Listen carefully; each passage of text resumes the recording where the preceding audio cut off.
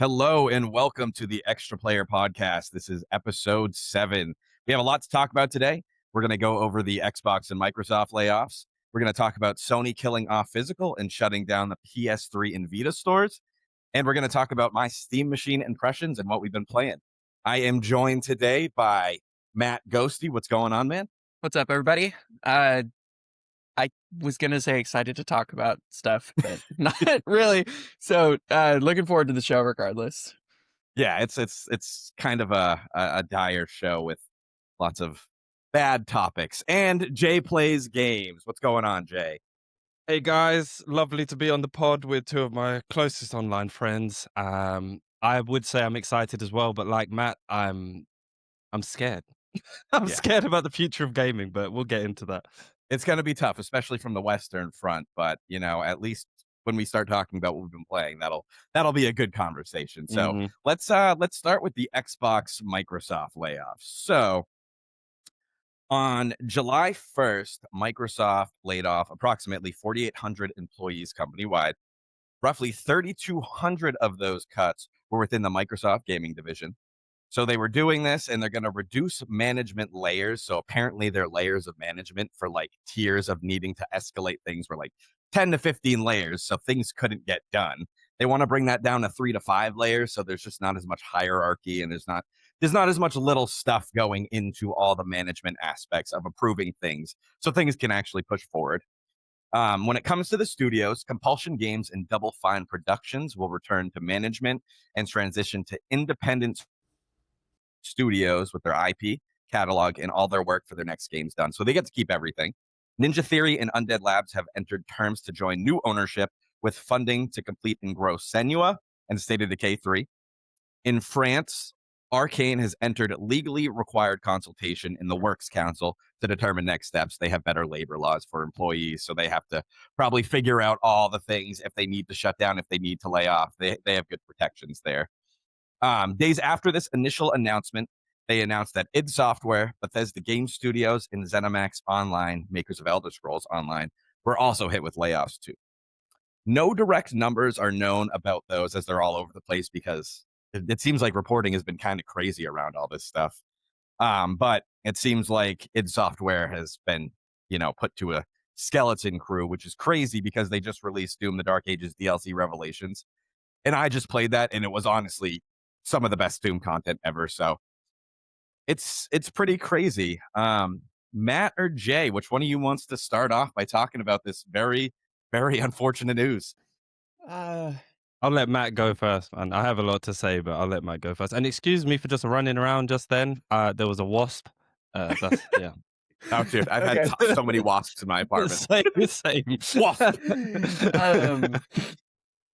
So first of all, my initial impression was somehow that this was less bad than like what it could have been, and I've been thinking about it this week because I've been seeing people talk about it, and I've been talking to some people that I trust on this stuff, listening to some people break it down, and I've just kind of come to the conclusion that the only reason I thought it like wasn't as bad as it could have been is because a lot of the internet hype cycle and the writers and journalists and stuff really positioned it as like total carnage. Like every studio is on the chopping block outside of like Call of Duty studios. We're going to be seeing, tens of thousands of layoffs. Like, you know what I'm saying? Like they positioned it as so bad that somehow, 3,200 people being announced as leaving Xbox wasn't as bad. And so then after thinking about it, do I think it's I don't know. I want to say it's the best of a bad situation, but then that's bringing light to just how bad it is. Because I won't even say that. The hard part is, yes, Xbox is allowing Compulsion and Double Fine to stay open, retain their IP rights, all that stuff, and go independent. But there's no money in third-party gaming right now. So, like, who is going to fund the next Keeper? Who is going to fund the next South of Midnight. Who is even gonna fund the next Psychonauts 2? Like, I know it got nominated for Game of the Year, and a lot of people have love for that game, but, like, I just don't see them going into a boardroom and people saying, like, "Here you go," and then there's more layoffs. Now, at least on Xbox's side, like, they aren't responsible for that at that point, right? They're saying, "You have faith in your IP, you have faith in your studio, you need to make it happen because it's not working for us." So I get that. Um, I think it's I will say that the actual good ones are if State of Decay 3, and Undead Labs and Senua with Ninja Theory are able to produce a game. Xbox negotiating a sale for them, I think, was actually, like, a very good business move, right? Like, Xbox gets to retain some cash for that. Those studios stay open, they keep funding, like, all that stuff is good. I will say, like, on the front, like, those ones are okay. We'll see what happens with those studios later, but at least there's a good case to be made that that was an okay decision, depending on who they got sold to. Like, they could have gotten sold to some crazy person, and then we're all going to be like, that was a terrible idea. Like But a bracer. yeah, exactly, right. And then we're all going to be like, oh, never mind, like, we're cooked. Um, and then it's just like, how many employees has Xbox laid off at this point? Like, are we talking like 10,000 employees? Like, I'm pretty sure PlayStation employs 9,000 people. And so, That's it? yeah, or maybe it's Oh, Nintendo only employs 9, it's one of the 2, only employs, like, yeah. 9,000 people, and, like, I'm pretty sure Xbox or has laid off somewhere in, like, the region, even if it's 5,000 people in the last 5 years, that's half of Nintendo. Like, I have so much difficulty having sympathy for the Xbox execs and brand because it's like you put yourself in the situation with all of your decisions and now it's coming home and you're forcing people to not forcing. I'm trying to choose my words carefully because it is a delicate situation, but It is. you're telling people we need you to continue your job, doing your jobs. We will pay you, but also we can lay you off at any given time, no matter how successful your game is. And what really threw me over the edge was the id Software layoffs because they laid off essentially half of the studio after they released Doom 2016, Doom Eternal, and Doom the Dark Ages along with their accompanying DLCs, and it's some of the best single player first person shooter content like ever made. Oh, Uh, easily. and it's not their fault that it didn't sell well. Like we've talked about the difficulties with converting premium purchases over to Game Pass and all these other things. Um, and that was like, okay, it's no longer just these studios aren't performing, so Xbox has to step in. Obviously, like Doom is a phenomenal game. Anyone can see that, and it was just a travesty to see that happen. And that was when I was like, okay, I'm done. Like this is ridiculous that these execs are still getting to call home, call these studios, call these jobs, and do all this stuff. And like it doesn't feel like they're taking responsibility for the people who they're in charge of. Rather, it seems like they're saying it's their fault. We'll somehow make it better in the future, if that makes sense. So ultimately, like, I'm super disappointed because, like, n- I don't think those studios that are no longer part of Xbox fit the Xbox brand anymore. But I also think that Xbox had a responsibility to provide the best possible scenario for those people that worked under them. And broadly speaking, I don't think they did that. And that's where I think they came short. Yeah, so I looked at the number too, and since 2020, they've laid off 6.5K just from the Xbox division of things. And that's a lot of people who make video games might not be in the industry anymore, losing their industry knowledge, losing whatever pipelines and systems they had at their studios to make games. Like, man, that's a lot of people. 6.5K developers. I mean, they're probably not all developers, probably multiple sectors, but a lot of people in that industry making these games that we play that are just probably going to leave the industry because it's so volatile. Yeah, it's wild.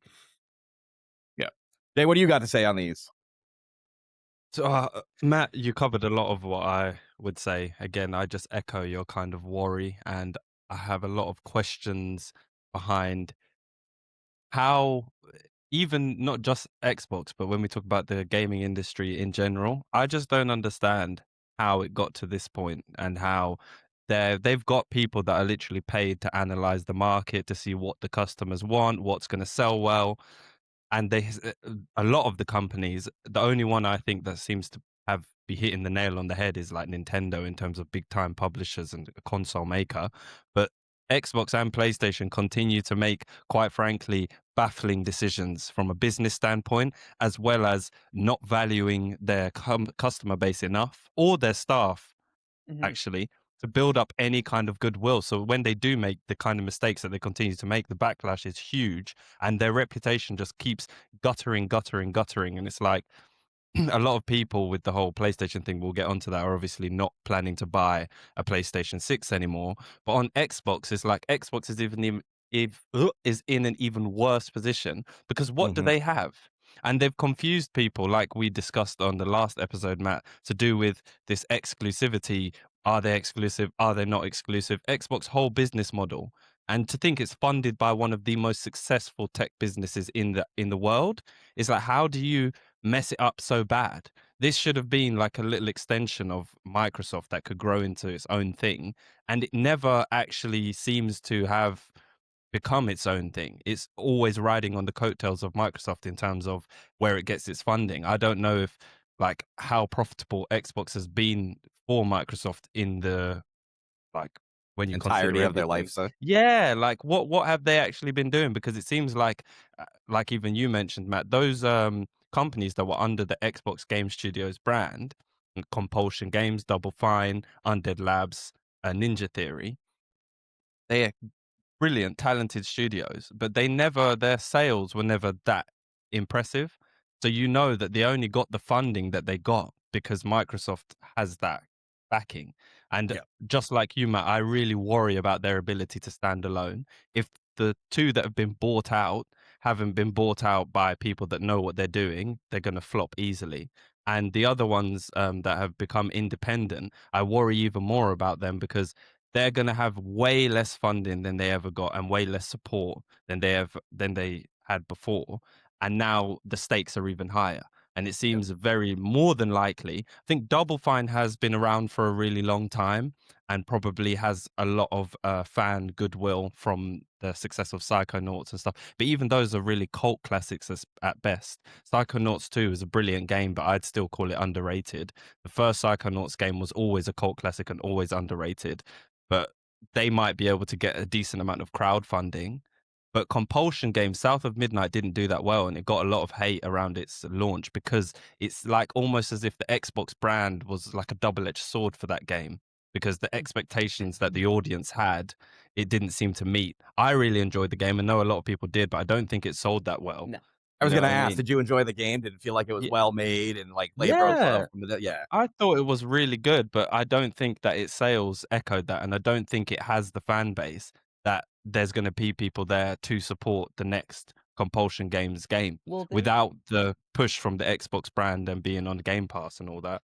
they did make We Happy Few. That was the studio that produced Yeah, that, that's and true. that's another one that has, like, it didn't award as well as Psychonauts, but a lot of people do cite We Happy Few as, like, a foundational first person. It was almost like an immersive sim, right? I Hmm. dropped it. I played it for about an hour or 2, I and I didn't just like it either. I wasn't feeling the aesthetic or the way the direction of the story was going. I didn't really get it. It just it didn't do enough in the first hour to drag me in to be interested in the Mm, world. And if it's just a first person shooter, it kind of felt generic that it didn't do anything mm, different in the beginning. Something like Doom is different than all the other big first person shooters because it's just like it's almost like a hack and slash game, but as a first person shooter. If you think about it with Doom, because you're just moving mm. so fast, smashing around, shooting, switching guns all the time. So it just felt so different. So, am I mistaken then? Does We Happy Few not have, like, a cult classic fan base? Is it kinda I think eh? it has a cult classic, but again, it's not got the kind of pull that it would need for the studio to For sure. survive on. I don't think it has that, and that's what I'm saying that scares me, is that these companies, they support these little studios and give them a big platform, And now that Xbox has kind of cut them loose, it's like if they couldn't become profitable with all the support of Xbox, what is the chances of them succeeding as an independent studio now? I Because don't think you'd it think will. that that's exactly what is scary. Like I said, I feel like Double Fine has a better chance because it's been around for so long and it's a more recognizable and it has made bigger moves. I feel like they could get a decent amount of crowdfunding to fund the next Psychonauts, for example.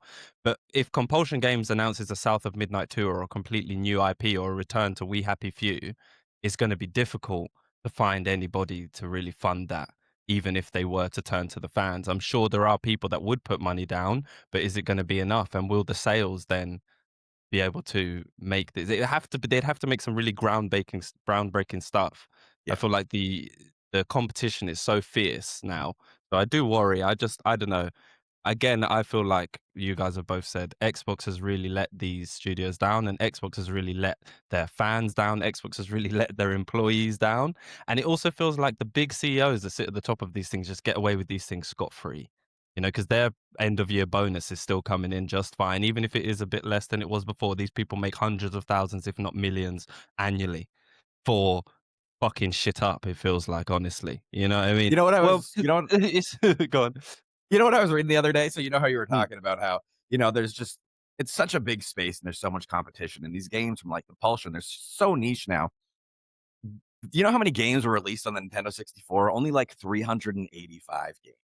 Like these In its whole systems lifetime. Mhm. in its whole lifetime. Yeah. These Yeah. systems back in the day didn't have this crazy competition. So when games Mm, came out, they could breathe and people could talk about them. They'd have their own, articles in all these old magazines like EGM and the old Game Informers. So there's just too much competition for these little niche games to compete with. Even things like Resident Evil, because it's like the big top tier games like Call of Duty, Assassin's Creed, not even really Assassin's Creed, but like Minecraft. Then you have stuff like Assassin's Creed and Resident Evil, and then you have all these other little niche games. Then you have the hundreds of thousands of indie games, but not really. mhm, It's like 15,000 games released on Steam last year. So there's just too much competition, is what way I'm too trying to much. say. And Yeah. it's kind of tough. It's like, how can these little games that don't have budgets for marketing and all these, which they should, like Compulsion Games is from Xbox, they should have crazy marketing budgets and all Mhm, this. But I remember when South of Midnight was coming out, I was seeing stuff, but I wasn't seeing mm. all these, big posts about it and all this crazy marketing. It's just too fierce right now, like you're saying, Jay. Too much Yeah, competition. yeah, way too much competition, and that's another thing. Again, my question is, the pros that are paid, we're not paid to do this. We're not, data analysts, you know what I mean? Mm. So we obviously don't have the look-in that they would or the education, but we can still see and have gamers in general have been saying for years that this wasn't what's the word? It's not something. It's unsustainable.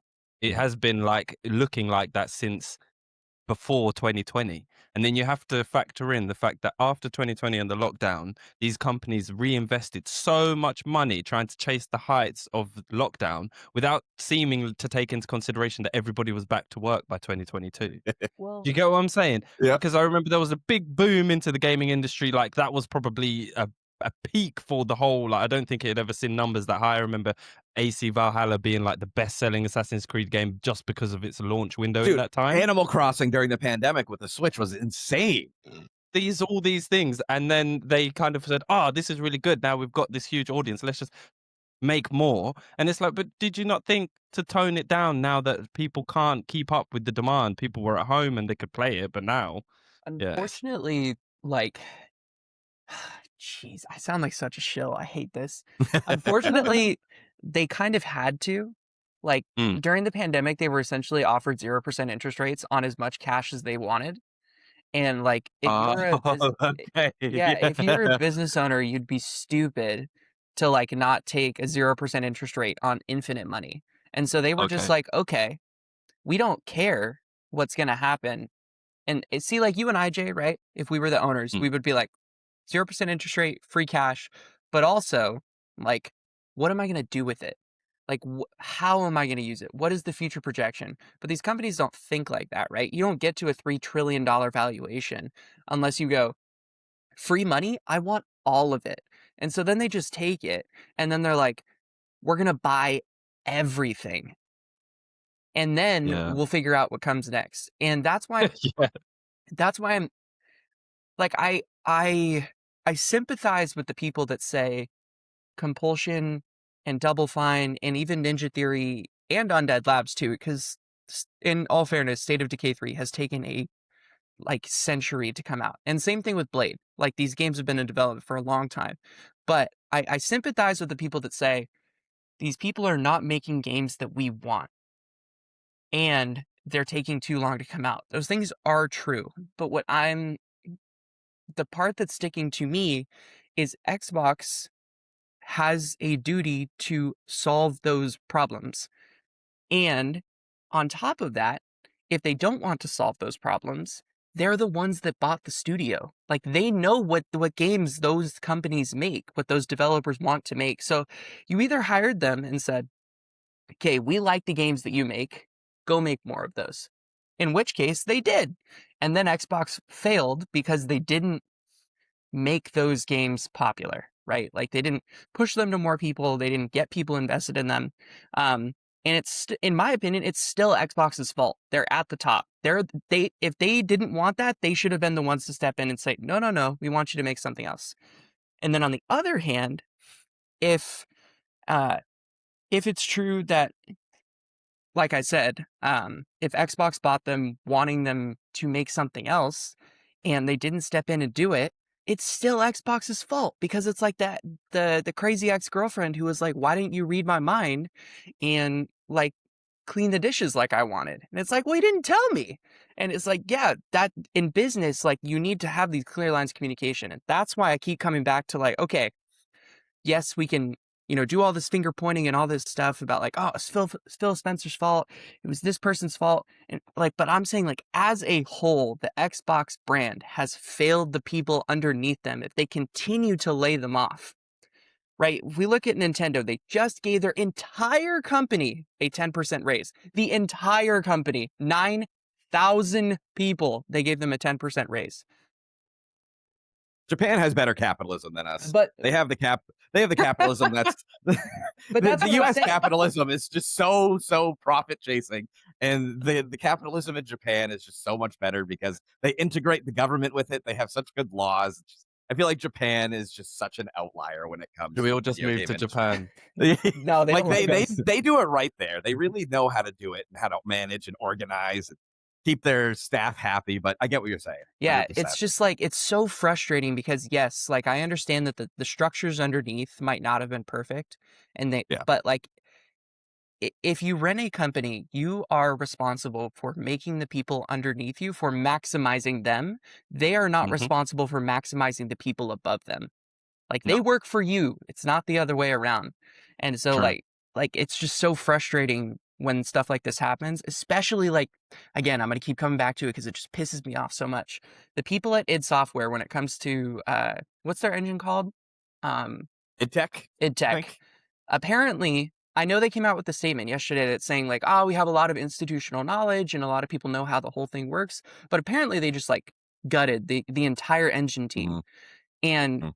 but like Doom: The Dark Ages is one of the few software ray traced games that is like running at 60 FPS on consoles. Like and feels incredible. They made an incredible trilogy with DLC on time since 2016. And they're just like, yeah, nah.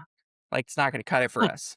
And you can in no world can you not convince me that Doom, like the bro macho shooter with dragons and skulls and blood and all this stuff Demons. and demons like that you could not have marketed this in a way to get it in more people's hands and made it sell better to where like and this is what I'm saying is like why I see it as an Xbox failure because they have the stuff there. It's just it is on them to make it successful because it's on the people below them to give them something to make successful. And then Xbox has to come in and say like, this is how we're going to get it the extra mile, right? We're going to get it to more people, uh, and all this other stuff. Um, I it feel was like just very Xbox. candid seeing Asha come in and say like, we've failed. But then on the other hand, it's like, okay, great. Now please be successful so you don't have to do this again. Like I'm tired of people saying like, or I'm tired of them specifically saying like, we failed, we'll do better and not doing better. Like figure it out, you know? Like, come on. Ah, Yeah, I feel like Xbox also does this thing where it's like every studio, they'll have like a different set of numbers they have to hit. Like, Tango Gameworks, they did great. Hi-Fi Rush came out. It was a hit. Everybody loved it. It wasn't a crazy sales hit, but they came out and they're just like, yeah, this game did great. Blah, blah, blah. Good sales. Everybody loved it. And then, I think it was a couple months after they came out and said that they just destroyed the whole team. They were just like, Tango's gone. Luckily, they salvaged it and were sold to Crafton, but they didn't get to take any of their IP besides Hi-Fi Rush. Like, Evil Within is probably dead, yeah, and for that'll sure. never come back because they don't have the people to work on it. And I don't think anyone on their team that's left will even know what to do with it because I don't even know what engine that. It's probably like the institutional knowledge of Tango was lost when they dismantled that entire studio. It's just tough. And let me ask you guys, when you first saw this announcement on Monday from Asher Sharma, it honestly kind of seemed like they were doing the correct thing, right? Like you're like, okay, they're not going to destroy these studios. They're going to give them to people or let them try on their own. And I was just like, okay, that's honestly respectable. It seems like she might be taking the company in the right direction. And then you hear things about Bethesda in id Software after them releasing one of the best. I just played Revelations on Doom. Amazing. 9.5 out of 10. Some of the most phenomenal content I ever played. They actually added some really good story to Doom, which it doesn't really have too much story to it, but I just can't believe that they got gutted after making that. And then we also heard unrelated, but it's still in the realm of layoffs that Assassin's Creed Resynced just sold 2 million copies and then they laid off 51 people from the team that worked on it. So it's just like the Well, industry is just too volatile, man. sorry, this just reminded me too, like, the IO Interactive, like, fantasy multiplayer game they're Yep. working on got cut funding, so they had to, shrink their studio size. The Xbox has contracts with PR agencies. Those PR agencies laid off people as a result because they're shrinking their PR budget. Like, this is, again, to go back to it, like, it's just like Xbox failed the people underneath them. And like, yes, it may have had to happen, right? Like they may have had Ashram may have literally been in a meeting with Satya Nadella and he was like, this is your options, or you're being fired. I get that. But that's why I'm saying, like, as a company, like, this needs to be remedied to where, like, you care for the people underneath you more than you care for your CEO bonus, your paycheck, right? Mhm. Because those things are important. And without them, you don't have a company. Like, when you can keep getting rid of developers till you have one developer left, but then you're never going to release a game. And then what's Xbox? You know, is it just third party contractors? Is that what you want? Well, then you really will just be getting slop because none of these people are a part of a team. They're just Yep. making corporate products. And it's like, nobody wants that. Yep. So, And yeah. a lot of these people get taken advantage of too, because usually when you come work in the gaming industry, you're not really doing it for the money. You're doing it because you love video games and you want to be a part of that art form. So it's just like you're in there with your heart, and then you just get kicked down because you just keep seeing all these companies that you want to work for just chase profit, lay people off that make all these great games, and it doesn't even seem like they care. Just so these execs can get their $1 million bonus on top of their $3 million salary. You know, I think that is very astute, and it kind of ties into exactly what Matt was saying about how these companies understand the industry and the money it comes with.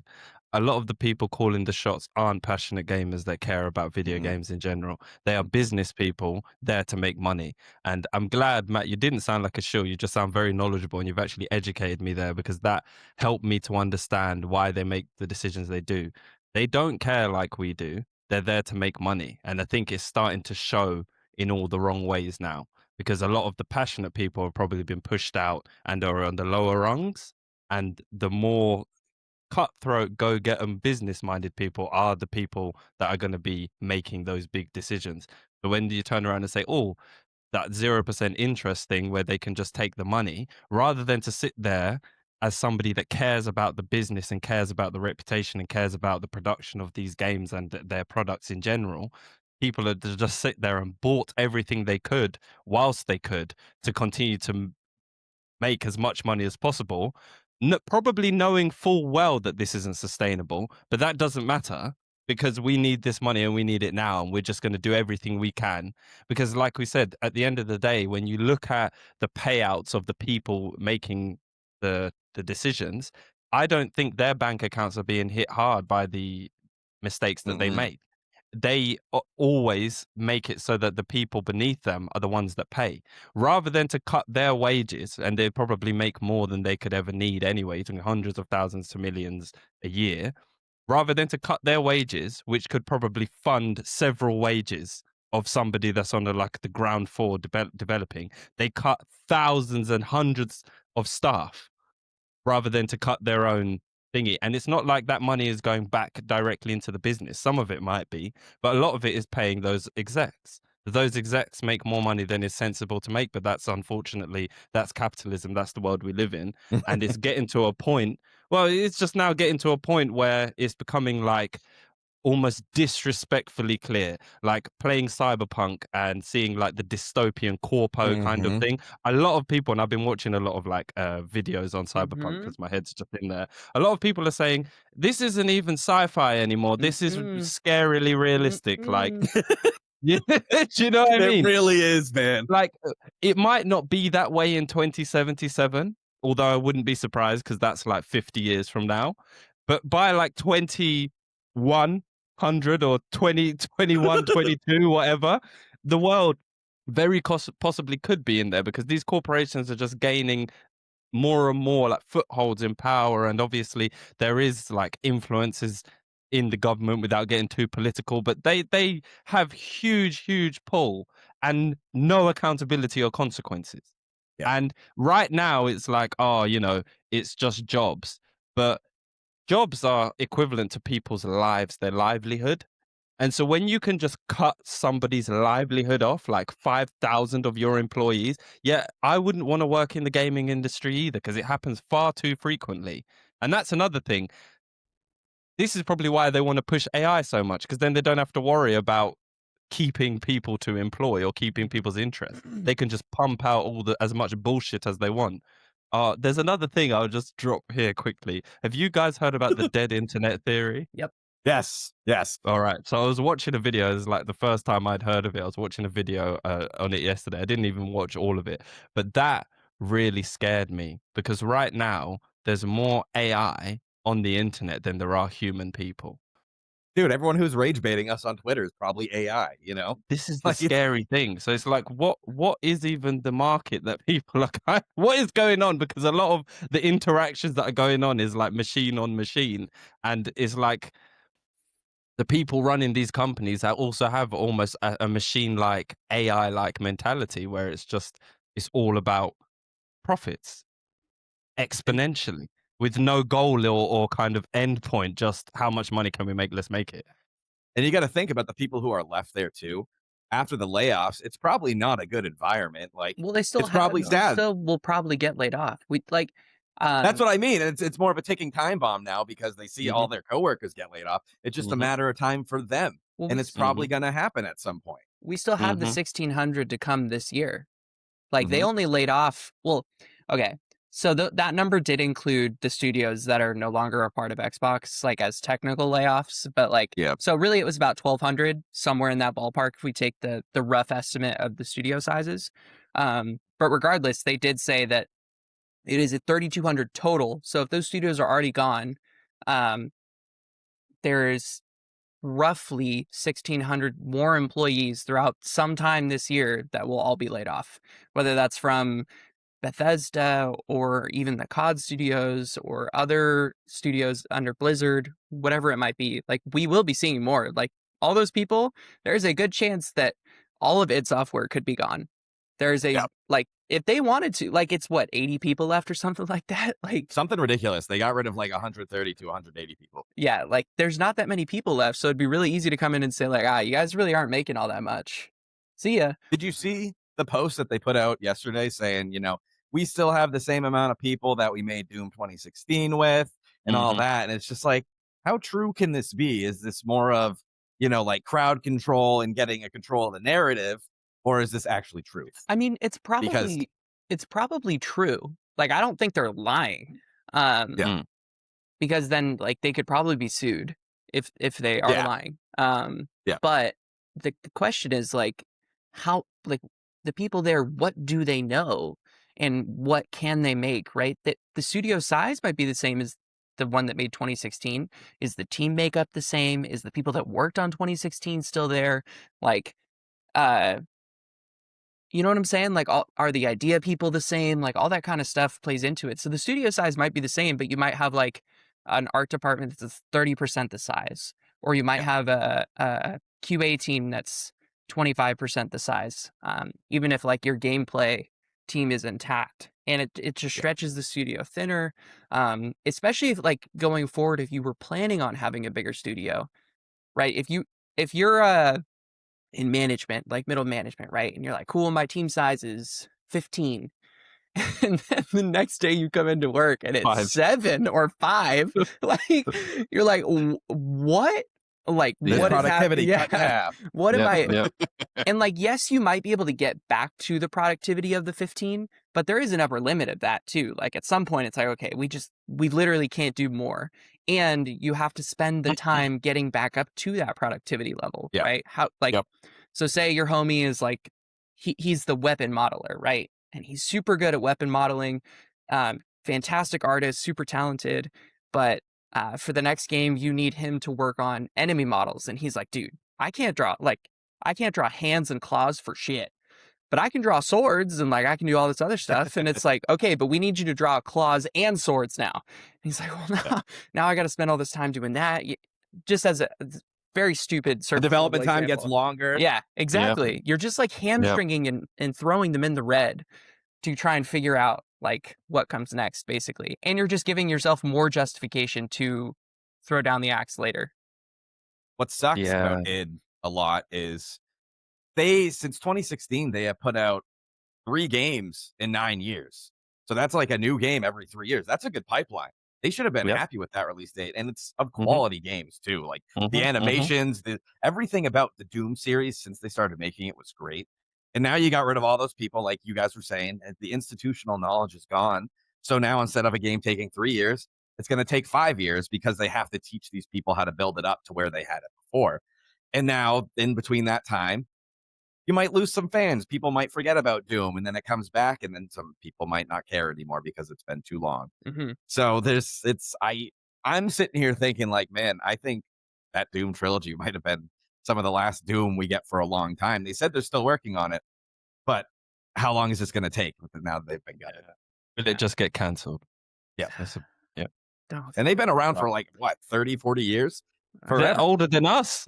Yeah. They've Yeah. been around longer than we have. Dude, they got rid of one of their Yeah. environmental artists that's been there for like 27 years. yeah. And that's just so crazy to me. Like they probably have the fucking pipeline of how they work and they do it probably so well. And now that's gone. Yeah, I don't know. Dire. So yeah. So that's Xbox. That was tough. At first it seemed okay. At first I was like, yeah, they're gonna at least push these companies to still stay, but they're gonna be under different management. But no, there's always some bad news. So into more bad news. This one's very upsetting. So Sony kills off physical discs for 2028, and they also shut down the PS3 and Vita stores in 2027. So on July 1st, PlayStation put out a PlayStation blog post titled Physical Disc Production Ending in January 2028 for new games releasing on PlayStation consoles. In this post, they say that in response to the shifting trends in consumer preference, new games will be released on the PlayStation Store and at retailers in digital formats only. So I think that means that they're still going to have a physical presence, but it's going to be a digital code in a box. No more discs to resell and stuff like that. Um, they say that games released before 2028 can still have copies made after this date. It's just new games released 2028 and beyond will not have game discs. Box copies will still be released for new games. They will just contain a digital code instead of a physical disc. On the same day they announced this, they also made another blog post announcing the shutdown of the PS3 digital store, I think which they tried about 5 years back. I thought And it happened. yeah, that's what I'm saying. I remember it happening a while ago, and then closing down the PS Vita digital storage, which that one probably makes a little bit more sense. So they will be closing Mexico, Honduras, and Nicaragua's stores by August 2026. Additional Latin American and Middle Eastern countries late 2026, and everywhere else in the world July 2027. PlayStation stores shut down for PlayStation 3 and Vita. So the blog post about killing physical discs was heavily commented on with about, I checked this morning, 105K comments, 69K retweets and quote tweets, and 178 million views. And they pretty much went radio silent for 5 days after that, and then came back with a fighting stick. That was crazy that they just haven't even acknowledged it. And Yeah. apparently, publishers and developers did not know prior to this, and this is how they found out. So this is What? pretty crazy. Yeah, yeah. I was reading into it this morning, and it's just Oh. like apparently the publishers and stuff didn't know, but I apparently they're going to be Rockstar happy knew. with it. Yeah, Yeah. clearly Rockstar knew. Clearly, that which makes sense. Which makes sense. So, what do you guys have to Uh, say about this? As you guys are more predominantly PlayStation gamers than me, I don't game on PlayStation. for me, my thing, and I posted about this, my biggest question is what does it mean for PlayStation 6 and backwards compatibility? Because I'm assuming there's been a big push towards backwards compatibility across all of the like big consoles, including Nintendo and Xbox. Obviously, everybody seems to be doing it. Like Nintendo Switch 2 is backwards compatible with the Switch 1. They understand that fans value that and being able to carry their libraries over. Now, I don't doubt that the PS6 will be backwards compatible and that PS5 and 4 digital games will be playable on it, but canceling physical games means that that console is likely to launch without a disc tray. Yep. So that means all of the like what 50 plus games I own physically will not be playable on that console, which kind of ruins my part of my desire to now buy that console.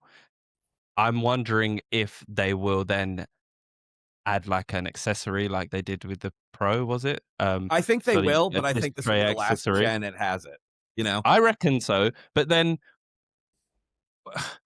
that's my worry is if they're gonna try and force you to buy something else in order to use what you've already paid for, if that makes sense. Because whether they make it so that you have to rebuy them digitally to play them, or they make it so that you have to buy this accessory, it's like you're kind of cheating people because you sold this product that would be useful indefinitely. And a lot of the companies would probably argue, well, you can still play it on your PS5. But it's like, well, in that case, what's the point in upgrading to a PS6 if half my library are things that I've put money into building are no longer um, useful on that console. That's the real thing that really annoys me. I knew that this would happen eventually, but I didn't think it would happen so soon. It makes sense from a business standpoint to an extent, and I'm not just saying because of trends. Like obviously, a lot more people do buy digital now. I understand that, but the other thing that's really scary and the real reason why a lot of people believe Sony is doing this is because then they have ultimate control and a monopoly over their market of their games. So there will be no reselling, there would be no discount without their kind of consent. They wouldn't be competing with anyone for better prices, which means they could jack them right up and just wait for people to play it, which is also very scary. I don't understand if there will be any consequences for this. Is this not something that one legal what do you call it? Like the people that went after Microsoft when they went to buy Activision. Like I feel like they need to launch an investigation in to see if this is something that they can allow. Do you know so what I I saw mean? something. I saw something this Mm, morning. Like the European Commission said, there's nothing they could do about it, and I forget the exact damn. reason why. But they Sony apparently did it within the legal standings of how they should have done They it. know what they're doing. So Yeah. they yeah, they knew because they know a move like that, the proper kind of authorities will definitely have to look at that. That's a huge thing. It's also crazy to me that the publishers had no idea about this. It's like you're ruining business relationships because how many like publishers are comfortable with what you've done here? Because then Sony always takes a cut of things that come onto their console, but obviously without any physical and no retailers, it will be just their store. So So I they're read that the completely in publishers are control. happy about it because what can happen is, a third party publisher, someone gets their game and then they sell it to their friend physically. They're not making any money off that. Oh, okay, Now I it's see. just like if anyone wants their game, they're always going to get a cut because you can only get it off the PlayStation Store now. I They see. cut out the Okay. used market, and there's no profit Yeah. in that for these third party companies or PlayStation in Mm. general. I'm So very apparently they're interested happy. to see if this backlash, because a lot of people are saying, people are also talking about, I have to mention Rockstar with their decision to launch GTA without a real physical disc. A lot of people are talking about boycotting both Sony's PlayStation 6 and GTA 6. I I understand the sentiment. I'm afraid I'm not going to be joining that fight. Sorry, guys. But I would like to see if there will be enough of a backlash to elicit some kind of response. But I don't think, because I think they're also right. They know who their audience is. And a lot of people that are passionate about games, that talk about games often and have accounts, social media accounts all about games, or do like podcasts, and the people that are speaking out don't understand that we're a minority. We're less than probably maybe 5% of people that actually play games. It's the casual audience, the real problem. And a lot of them probably don't even care about this. Do you get what I'm trying to say? A Yeah, lot of people 100%. probably don't care as much noise as is being made online. A lot of people are still going to buy a PS6 and are still going to buy GTA 6. So they will just get away with this. And it's like, what what do we even do, and where does it end? Because it's just like I said, it's like that dystopian future. You can see we're losing control. Won't even own anything soon enough. And then Yeah. if they decide to delist games after 2 or 3 years because of licensing issues, then a lot of media will just be lost. We could, like, whatever PS6 launch titles might not be playable a decade after they come out. Do you know what I mean? Which is If you could insane. pirate it, it'll still be there. But if it's on an exclusive like PlayStation, where it's not on You'd be PC, where you locked can rip the down. code, Yeah. it's Yeah. it's gone if they remove it. Yeah, it's scary.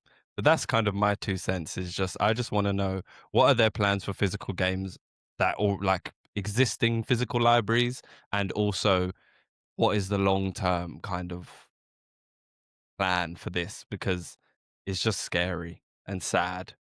My in real life buddies are all Mm, just I was talking to him about it, and they're just all mm. digital. Like this, they Yeah, didn't yeah, a really lot of think people anything are. of it. They're just like, Yeah, oh, I mean, it makes sense. CDs went away, DVDs went away. It's just like yeah, we can get everything digital now. It's instant. We don't yeah. have to go out. And I think they're not realizing the novelty of the collectors and people who just want to have the physical copy so they can have it and play it.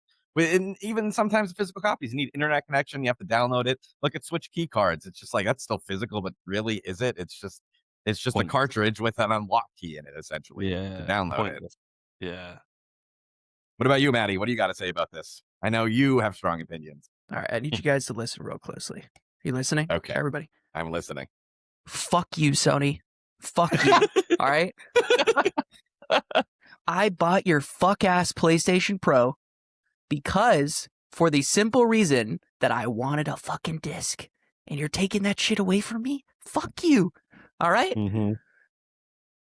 I Oh my god. This pisses me off more than the Xbox shit. I'm dead ass. I'm so It dead ass. pisses a lot of people off, man. I oh. Oh, okay. That's gonna recollect his thoughts. I can imagine him just pacing his room right now. Oh man. Dude, I went into Oh. GameStop this past week and I was so sad.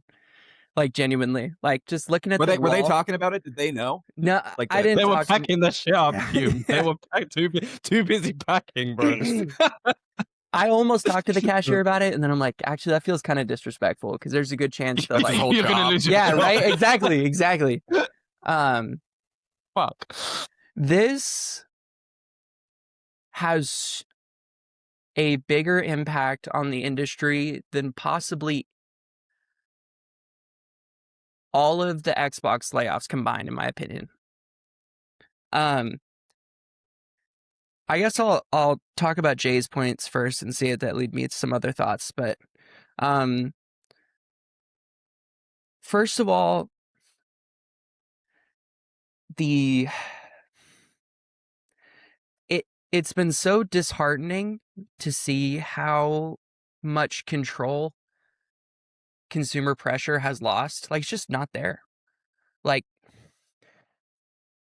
Too big to compared, fail, almost. it literally is. Like we've given so much power to the the publishers and Sony as a corporation, among others, that it's like it's literally a game of chicken. They're like, all right, bet, go ahead, don't play it, try. Like, you do what you want. We'll be here. We don't have to say a thing. We won't even acknowledge you. We don't care. Like, people want to say it's not an like you need to take the emotions out of it and just look at it from an analytical perspective. Like, no, it's art. It is an emotional thing. Like ownership is core to like humanity and like all of the like I've tried to take emotion out of it and tried to be like, well, at least I can still no, fuck you. Like I get that I can still play the games. But what happens if one day I can't?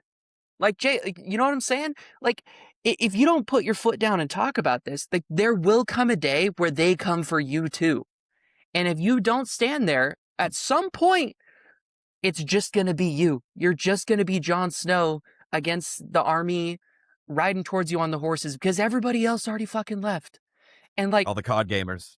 well, that's what I'm saying. Like, at some point, it's just going to be the COD gamers, right? Like, I'm a big fan of the logical endpoint, right? When it comes to an argument where someone's like, well, it's not that bad. I'm like, okay, let's extrapolate this out. Where does this lead eventually? Because someone will say like, oh, it's because Sony, like Jay was saying, people are saying like, oh, it's because Sony wants a bigger cut, right? They get 30% on their store versus 10.5% at physical retailers. Sure. Makes total sense from a business perspective. I get it. You know where else Sony makes a lot more money? Microtransactions. You know where else Sony makes a lot more money? Call of Duty. They make a lot more money off of Call of Duty and Apex Legends and Fortnite microtransactions than they ever do off of your God of War, off of your Last of Us, off of all this stuff, all these games that you love. So why don't they just stop producing them? You know where else they lose a lot of money? On the PlayStation console. You know how they could get away with that? We're just PlayStation cloud streaming. And the PlayStation 8 is $15,000, by the way. If you don't want it, we have cloud streaming. It's right there. Go ahead. This is the thing that I'm talking about is like, if you don't have a backbone to stand up and look at this, they will come for you too until you are at a point where it is literally, it is no longer, do I want this? It is like, I'll cut off my arm to go get it. Like it Mm. literally becomes Night City where it's like, cool, I will go rob a bank for this mega corporation because I need to feed my family. Like people will say like, oh, it's video games. You're making too much of a big deal out about it. Sure, maybe I am. But at the same time, like I don't give a shit because at some point you have to say like enough is enough. And Sony is going to be my example case. Like it could be another company for you. Like it could be the NFL and like I don't want to pay for NFL Plus, so I'm gonna pirate it. They're not getting my money, and someone won't say like, "Well, you can't watch it in 4K." I don't give a shit. They can't have my money because they serve me, not the other way around. I'm Proving the not a point. corporate bootlicker. They make a product that I want. It's not the other way. I am not the product for them. So that's why it's been so frustrating because I see people who come in and are like, let's look at this from an analytics perspective. Why is Sony doing it? Take your emotions out of it. It's not that big of a deal. Most people are digital only. Sony needs to make more money. No, they fucking don't. They are a Oh, billion-dollar profit corporation every year, and they laid off thousands of people in the last year so they can make more money. Like Capitalism. this is why I'm standing here like, you people are the fucking worst because, like, I get it. And Jay, I'm not specifically talking to you with like the GTA stuff. I Like, didn't because think so. everybody, well, because people will say like, well, oh, you hate the people who are pre-ordering GTA 6. And I'm like, no, no, no. Like, it is not my place to tell you just how and when to spend your money. But when people ask me why I care, it's because like, I want the best future for what we can provide for all of us, whether you play Call of Duty only, if you're a GTA gamer only, if you haven't played a game since Atari, but when you retire, you want to buy the PS10. I want you to be able to do that in its entirety. So, like, someone has got to say something. And it's like, there's so many layers to it, from digital ownership to pricing to monopolizing, like because the way they got around the European Trade Commission or whatever it is that looks over that, Mhm. basically the understanding right now is PlayStation will still sell physical boxes with codes Mhm. in the boxes. And Kind of that. exactly, right? So like why the fuck would I go into GameStop and buy a code when I can just buy it on PlayStation? It's way more convenient. So nobody will end up doing that. those businesses will all go out, but it's not Sony's fault. It's not their fault they have a monopoly. Like, it's the other company's fault that they don't do it anymore. So they can't sue them for it. And then on top of that, you know what happens when you sell a code in a box? You can't resell that shit. No. When you put that into your console, you can't lend it, you can't resell it, it loses all of its value. It's just a box. Like this oh my there's like dude, there's so many things like when it comes to PlayStation 6 digital, right? If they say, "Oh, if you want to play your physical discs, you have to keep your PlayStation 5." Say the PS6 is $1,000. Say it's $800. If you Okay, so then you can't trade in your console anymore. If you want to play your old games, you either have to sell it um to like afford your PlayStation 6 or and like get rid of all of your games, or you keep it and you have to pay the entire sum of money up front. And this is what I don't get. Like if you do this, you're literally like chopping your entire consumer base off the knees. Again, to do the logical endpoint thing, you're just catering to the whales. You're just like catering to people who have money. And now you wonder why your old historic franchises don't sell anymore. It's because the kids can't afford to buy this shit. Like Yep.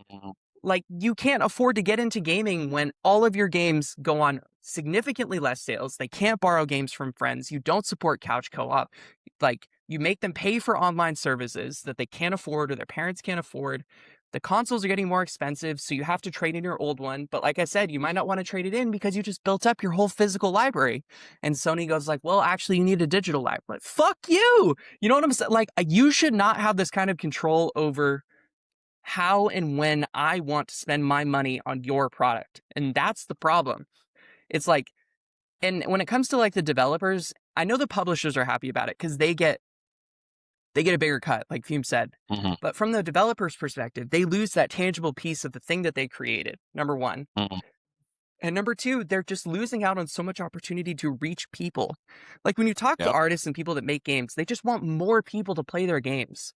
All these Mhm, statements are always like, we're obviously enamored with how much money we made and like we're very thankful for the monetary success. But they always say, and we're thankful to our players for supporting us and playing mhm. our game. And we want more players. And it's like, dude, like when this news came out, it was literally a bitch slap in the face to like I 30 couldn't years. believe it. Me neither. It's just like, Dude, you put out a fucking blog post? Like, are we serious? Like, I it thought was, there was one more gen at least that was gonna be full Same, physical supporting, like, same. it before they should, went all digital. it should It's never be happening so gone. fast. It should always be like, there is no way that vinyls, cassette tapes, old like HD DVDs before Blu-rays, and Mm, whatever other type of physical media is still available and video game discs are the first ones to go. Like if that doesn't tell you what kind of like monopoly power Sony has, because they nobody else can produce a disc if Sony says no. That's the problem. cassette Yeah, tapes don't have DRM, you know? Yeah, yeah. These Sony discs do. it's so frustrating because it's like they literally just waltz in and say like, nope, like we are done. And so everybody else has to go, okay. And on top of that, a lot of these smaller studios, when they do produce discs, actually have like a fairly high attach rate when they go into stores because people can walk into the store and go like, and they're browsing and they can look at the case and the stuff on the back. They can get Mm. recommendations from people in the store. Like, there's things that you lose from this that it's just like, all right, sure, take your extra 20% profit, but like, you're gonna get a fat old middle finger from me because like, that's what you deserve because that's how you're treating the people who built your brand. Like that Cal wrote an article on our uh website this week and he was basically like it's just a big middle finger to everybody who has supported PlayStation since the PlayStation 1 when it was just discs, when it was just Yep. midnight launches, when you had to deal with games selling out and all of this stuff, and they still came back and supported you, and they still did it, and you just said, no, sorry, we want more money, give it to us. And it, like, it is insane to me, like, seeing all of, like, no matter the pushback just won't matter. Like Schreier reported that Sony just like decisions already been made. It's done. Sony's just waiting for it to blow over. And Yeah. they said, I think I was reading a couple points about it, is they think internally their brand is just too big to fall, like we said earlier, and that people will just get over it and accept it because what other choice do these people have? They're already locked into your ecosystem. They might already have, 50 physical games purchased, all these accessories for PlayStation, Mhm. building these libraries up over, 15 years. They're too invested that it's crazy for them to go into a new ecosystem. So they think it's good. They're not going to leave. They think they're Mhm. trapped. It's not even just that as well, though. It's like you mentioned with your IRL friends. There are people, most people, I think, don't care. The But they same way don't. most people didn't care when Blockbuster shut down. The same people, most people didn't care when things shifted to online streaming. You know what I mean? When we were Convenience kids will and always win. yeah, it will, and it's opening. There's such a broader market now. The gaming space. It used to be like a niche nerdy thing. It's gone so far from that now. And like what Matt you mentioned earlier, they make so much more money off of the corporate bullshit games like Fortnite, Call of Duty, and all that. And I'm not saying they're bad games, but those are monetization farms. They're not, the thought process to making those games is not really to make a good game. It's to make something that could get people hooked and habitually spending money on. And that's like the kind of business model. The bespoke and enjoyable games that we all love to play on PlayStation, like God of War, Last of Us, and stuff, they're not the big sellers. And they do make them because they make enough money to make it a point of making them, but they don't really care about the passionate consumer because we are not 100% of their market reach. We're like a small fraction of people that are genuinely invested. And even having this conversation now, it's just making me feel like that level of genuine investment is starting to feel more and more pointless. But the people that will care like us don't really matter to them because even if everybody that says, "Oh, I'm boycotting the PlayStation 6," if it's like thousands of people do it, there's still going to be hundreds of thousands, millions of people that will still pay for their product. So they're not really losing anything. And the more convenient and accessible they make the games, the more of an audience they'll get. So I think who was it that said about I think it was Matt again that said about the PlayStation 8 likely being a streaming service.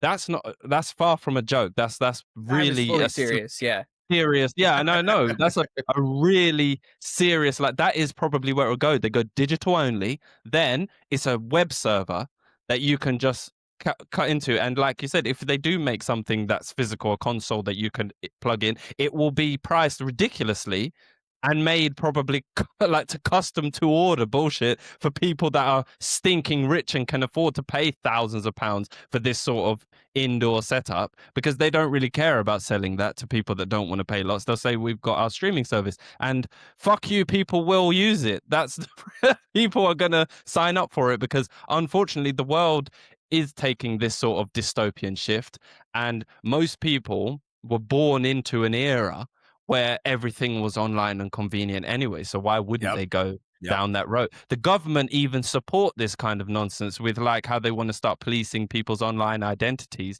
to further lock people into things. They call it, looking after people, but it's more just tracking trends and helping to create this scary dystopian future. It's all kind of closing in all at once. And I don't think not enough people care to resist it because there's so much more going on in life that we have to consider first. Like even us, we talk about video games every 2 weeks and every day, but we still have our personal lives. Nobody's putting a gun to your head. There's still food on the table, so there's no real need for anybody to be up in arms about what PlayStation is doing. Mm. Do you get what I'm trying to say? Yeah. Yeah. That's the unfortunate reality of the situation. We are fucked. Like we can only do as long as we want to use their product. And it's like you said, Matt, rightly, they're supposed to appeal to us, but their attitude is kind of like, oh, like it or lump it, which is fair enough because they know majority of people are just going to take what they can get because they don't really care that much. You Yep. know what I mean? Passionate gamers, I don't know, we're not valued the way we used to because we're no longer a niche thing. It's gotten into a massive, it's so See, big I that it doesn't really matter. I think we are valued though, and that's the painful part. Just not by Sony. Like Yeah. if I were to go Well, sit down and talk with Cory Barlog, or I was going to go mm, sit down and talk with Brian Intihar, or if I was mm, going to even go sit down and talk with Neil Druckmann, a lot of people don't like. I Mm, guarantee all 3 of them would be like, "What are you talking about?" Like, I love gamers. I love the people mm, that play our games. I love the people mm. that are invested in tracking our socials and our company's LinkedIns to get more info. Like, it oh my gosh. I think the scariest part about this is it just shows that Sony can do whatever they want now. You know, like Yeah, Exactly! what's all going to of them Exactly! stop can, them at yeah. this point? Like All of this, them can. yes, every single Yeah, one.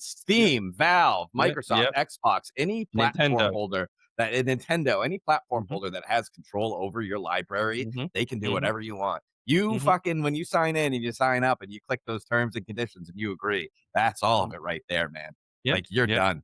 And yep. it's a very tough situation because what are they going to do next? What can they do that's even bigger than, you know, not having physical discs anymore? They can go anywhere now. Like what Matt was saying, it's probably they can just get rid of the consoles and make you sign up for They will. You streaming know so they what's I'm so almost they can insane? certain they completely will. control it. What's so Yep. insane is people I can already see it now. That it'll be like a $40 subscription, and you will get people saying, "That's awesome.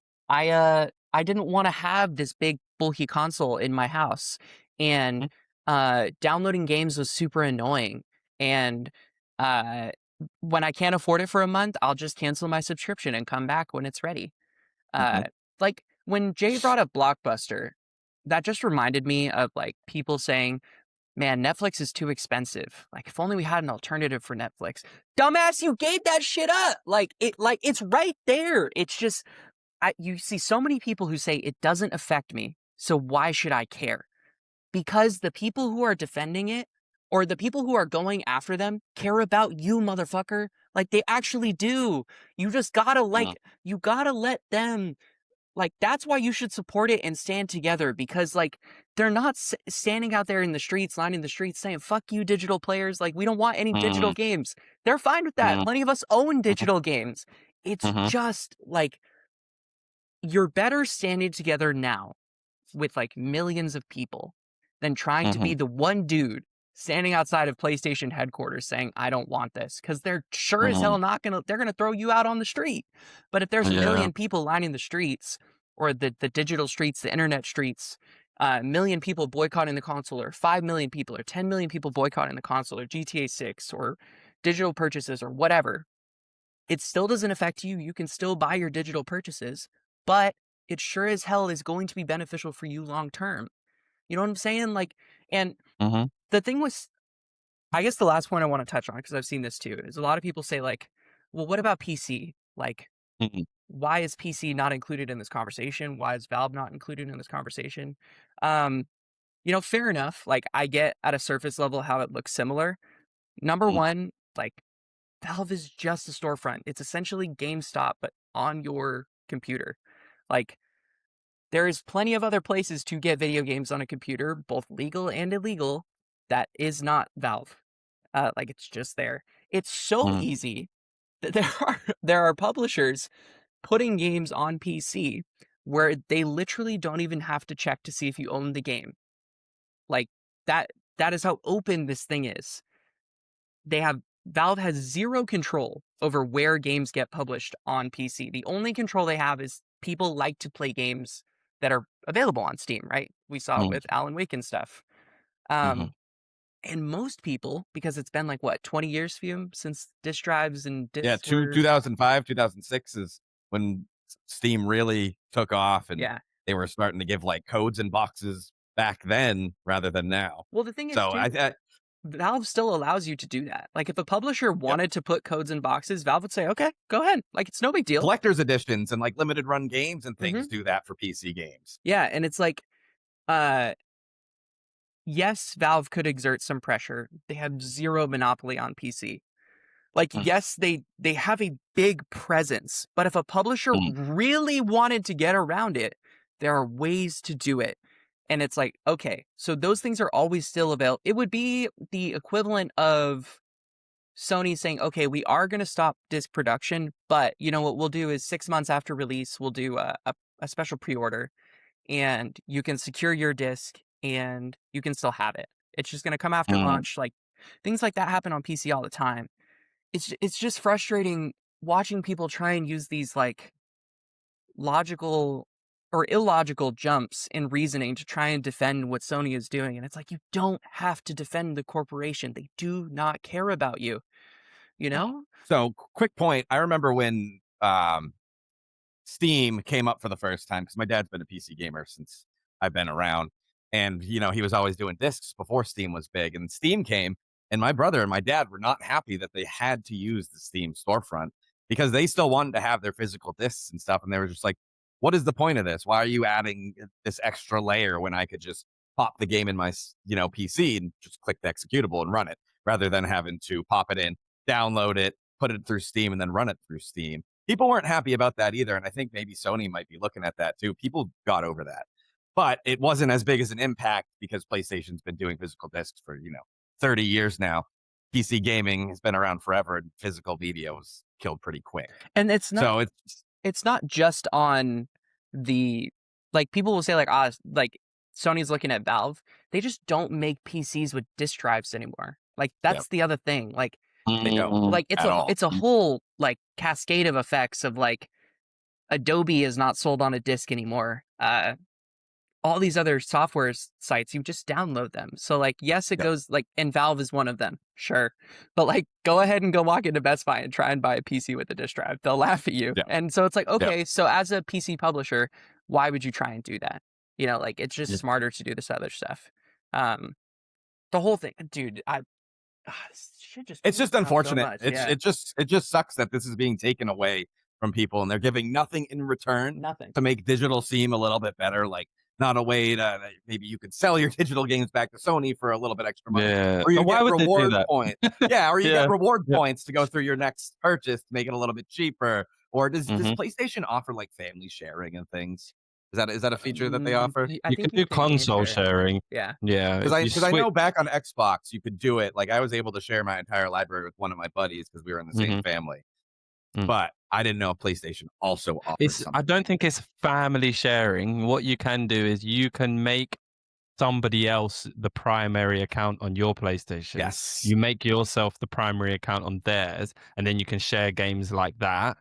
But But I don't think you you can play them can't. offline if you do that. Like, if you make someone else's your home Yeah, yeah, you have to be PlayStation. online. Yeah, yeah, Yeah. yeah. Yeah, you have Yeah, to be online it will because lock you out because they know what you're doing, basically.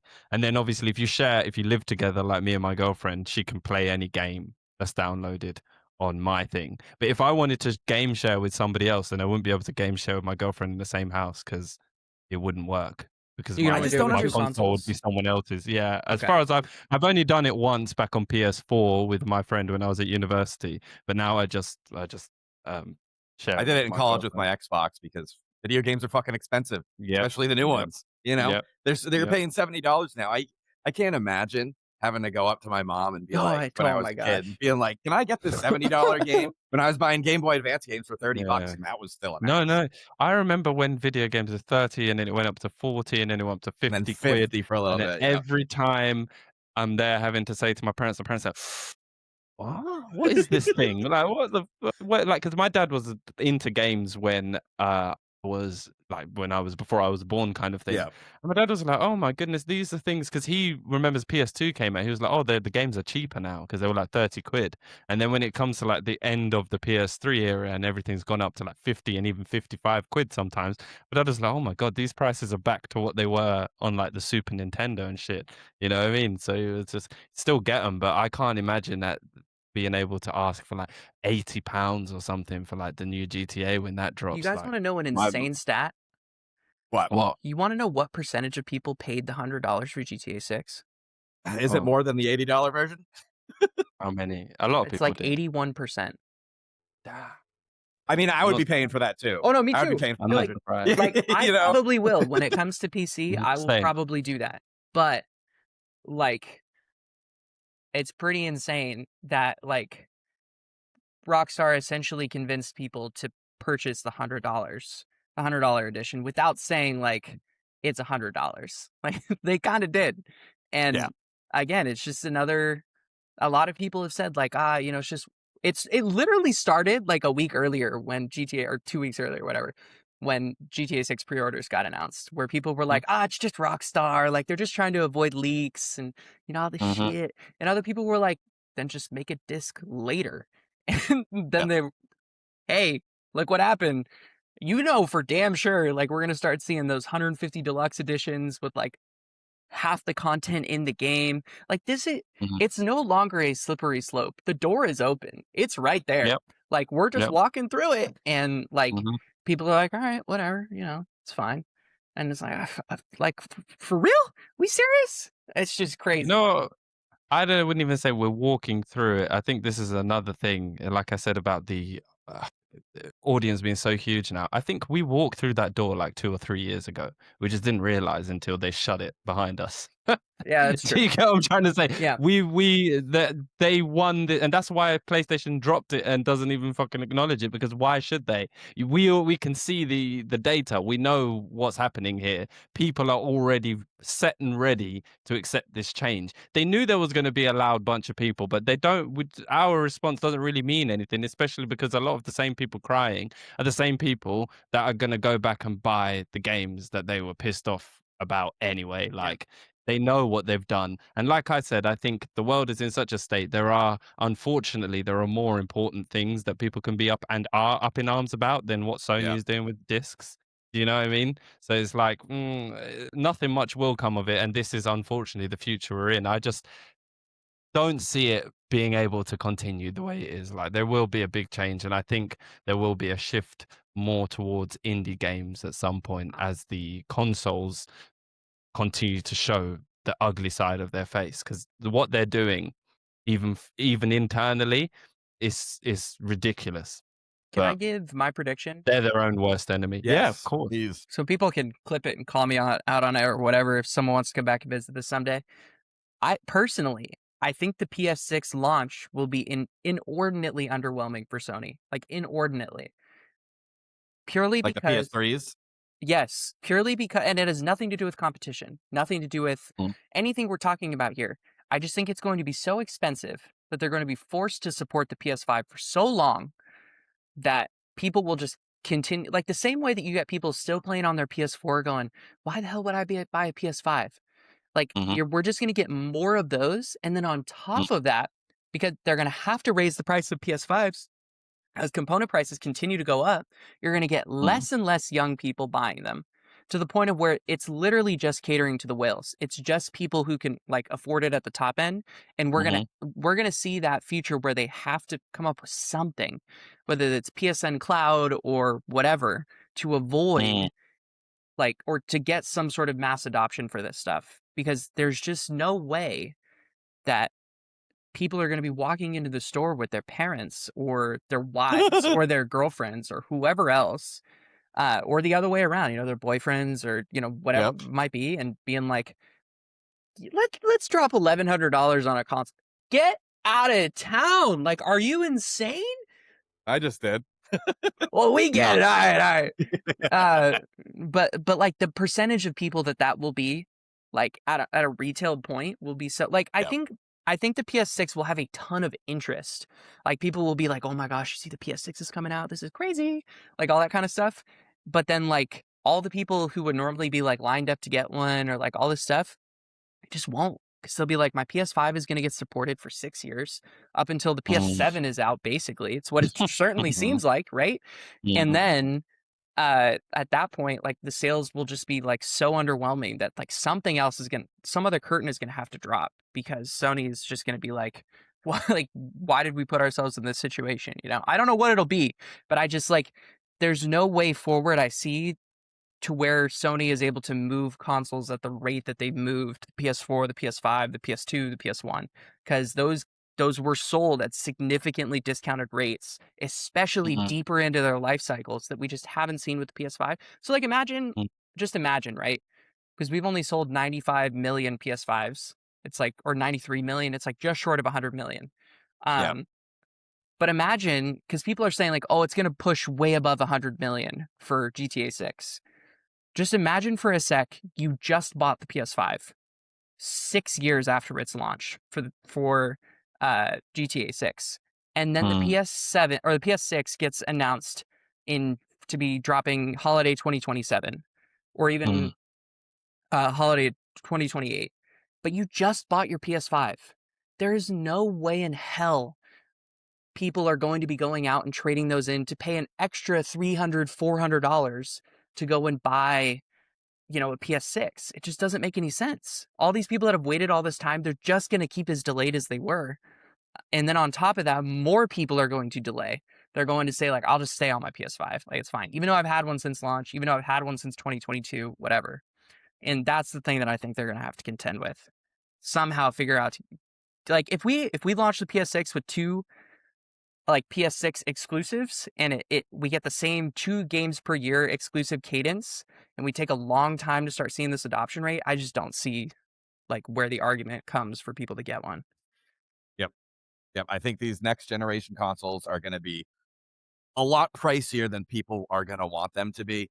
And I think that's going to price a lot of people out. And it's obviously, it's just the market right now. AI is doing it to literally every single sector.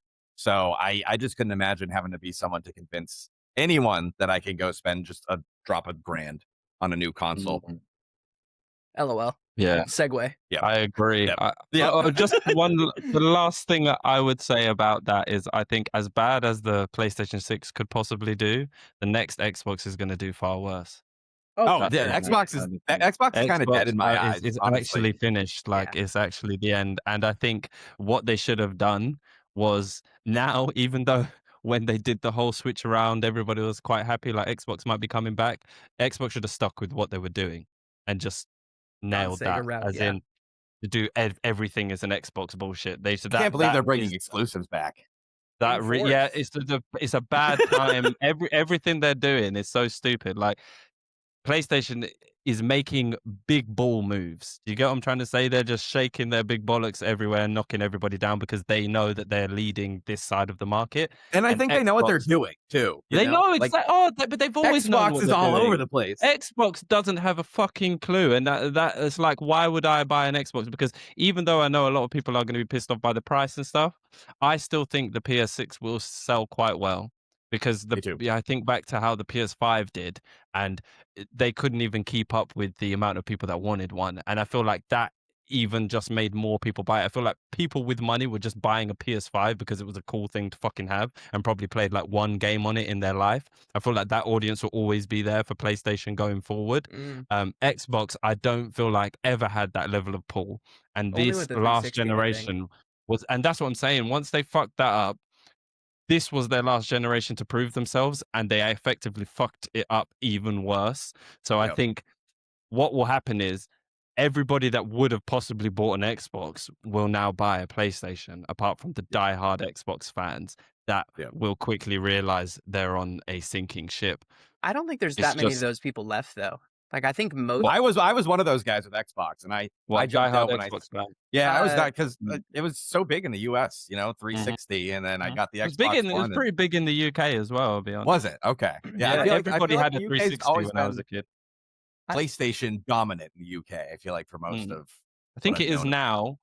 I think it is now, but the Xbox 360 era, because of how the PS 3's launch was so fucking Mhm. trash, all the kids $600. had Xbox 360s. mhm, Like, dirt and I cheap. feel like that set the precedent going forward. Because I remember I was one of the only kids in my school that had a PS3. There were others of us, but most of my friends had an Xbox, and I couldn't play with them online. Yeah.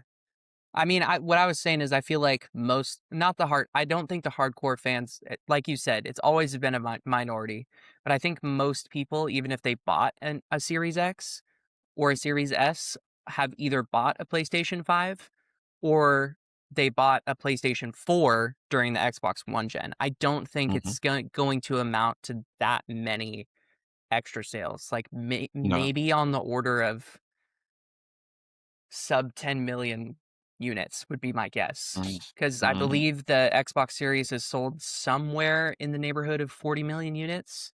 Um, I don't think I if I had to wager, I would say Mm. most of those probably own a PlayStation or they probably own a Switch.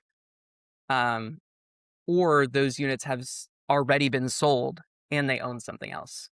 right? Mm, Like, or they move to PC or something like that. I just don't think mhm. that we're gonna see that much of a boost to PlayStation sales as a result of people leaving Xbox.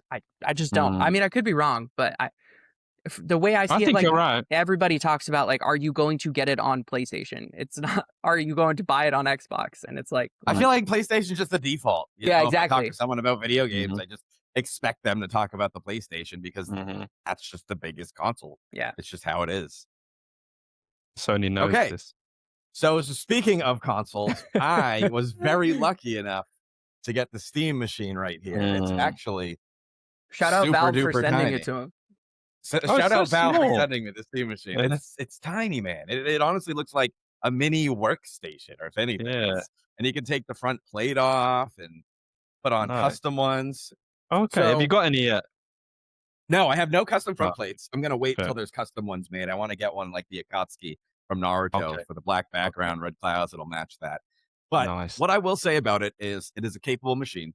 I think if you want to use it as an accent to your PC gaming at the price that it is, that's really the only use case. I don't think for $1,200, it's really gonna bring a lot of people in when you could go get something like a PlayStation or an Xbox for 500 to 600 or a Switch for 400, 450. But it's definitely capable. So I have tested a couple of games on it. I started off with Chronos: The New Dawn. Now, at first, they marketed the Steam machine as a 4K 60 device. That's really not what it is. I think No? since you have the option, to choose the resolutions and customize it so much, it's better as like a 1080p, 1440p, 60 FPS machine. And that's what I've been using it as. I've mostly been using it as 1080p. So what I tested on it was Chronos: The New Dawn first. It Mhm, was didn't really run the greatest when I tried it on 4K. It was actually really stuttery. So I lowered it down to 1080p, put all the settings on low, and it actually runs fine. I tested Doom: The Dark Ages on it, 1080p, 1440p, medium settings, locked at 60. Runs great. 4K doesn't really do good. So oh, what I've gathered from just testing the couple of games I've gotten on it so far is it's definitely good for 1080p gaming, and I think that's where it's going to peak. Now, when you tell that to someone for $1,200 for 1080p gaming, they're not going to think that's that great. But because of the ecosystem we're in, everything's expensive right now, but there's better mhm, value in the cheaper consoles. So I think as an accent to your computer, your Steam machine, your Steam Lab, if you already have, a library built up, this is great to have. And it's a specific use case too. I feel like if you have a PC, you're not going to buy it just to put this at your, gaming yeah, station. If you have, if See, I wanted it because I'm about to have a kid soon. I'm not going to be able to sit mm, at my computer all the time. I'm going to need mhm, to be in like a family room. So I got this for my living room so I can play my entire library of 300 games that I already have. And you can do more with it if you want to. If I want to, it's a computer. If I wanted to customize it for emulation, downloading old games, old mods, and things like that, I can. So it's honestly a good piece of machinery, but for the price that it's at right now, it's kind of hard to sell to someone who doesn't have it or isn't mm. invested in the Steam ecosystem. But I like it. It's given me more gaming time when I really wouldn't have the gaming time. So it's nice. Let me see what else I have said on it. What do you Mm. guys think about it? It's a little pricey, right? Like super expensive. I'm struggling even when you're talking about it now. What is the point of it then? Because if, like you said, right, you got a PC and you're saying it Yes, as an accent to a PC setup that you already have. That's a lot yes, of money it for is. an extension. And then it's like it doesn't compete with the consoles in terms of its specs. What's the Nope. point? That's my thing. Because me, I'm a console gamer through and through. You Yep. guys know me. I'm the only one here that doesn't and can't really play on PC because it's been too expensive for me for a long time. Yep. I'd love to one day. And when this was announced before I knew the price, I thought, oh, maybe this will be my entry because I was considering a Steam Deck before. But this, it seems like, why have they made this then? Because it's not a target. I can't be the target audience. I already own a PS5. My PS5 will run games better than that anyway. Yep. And if I was going to get something, it seems like the Steam Deck would still be my best choice because it adds that portability.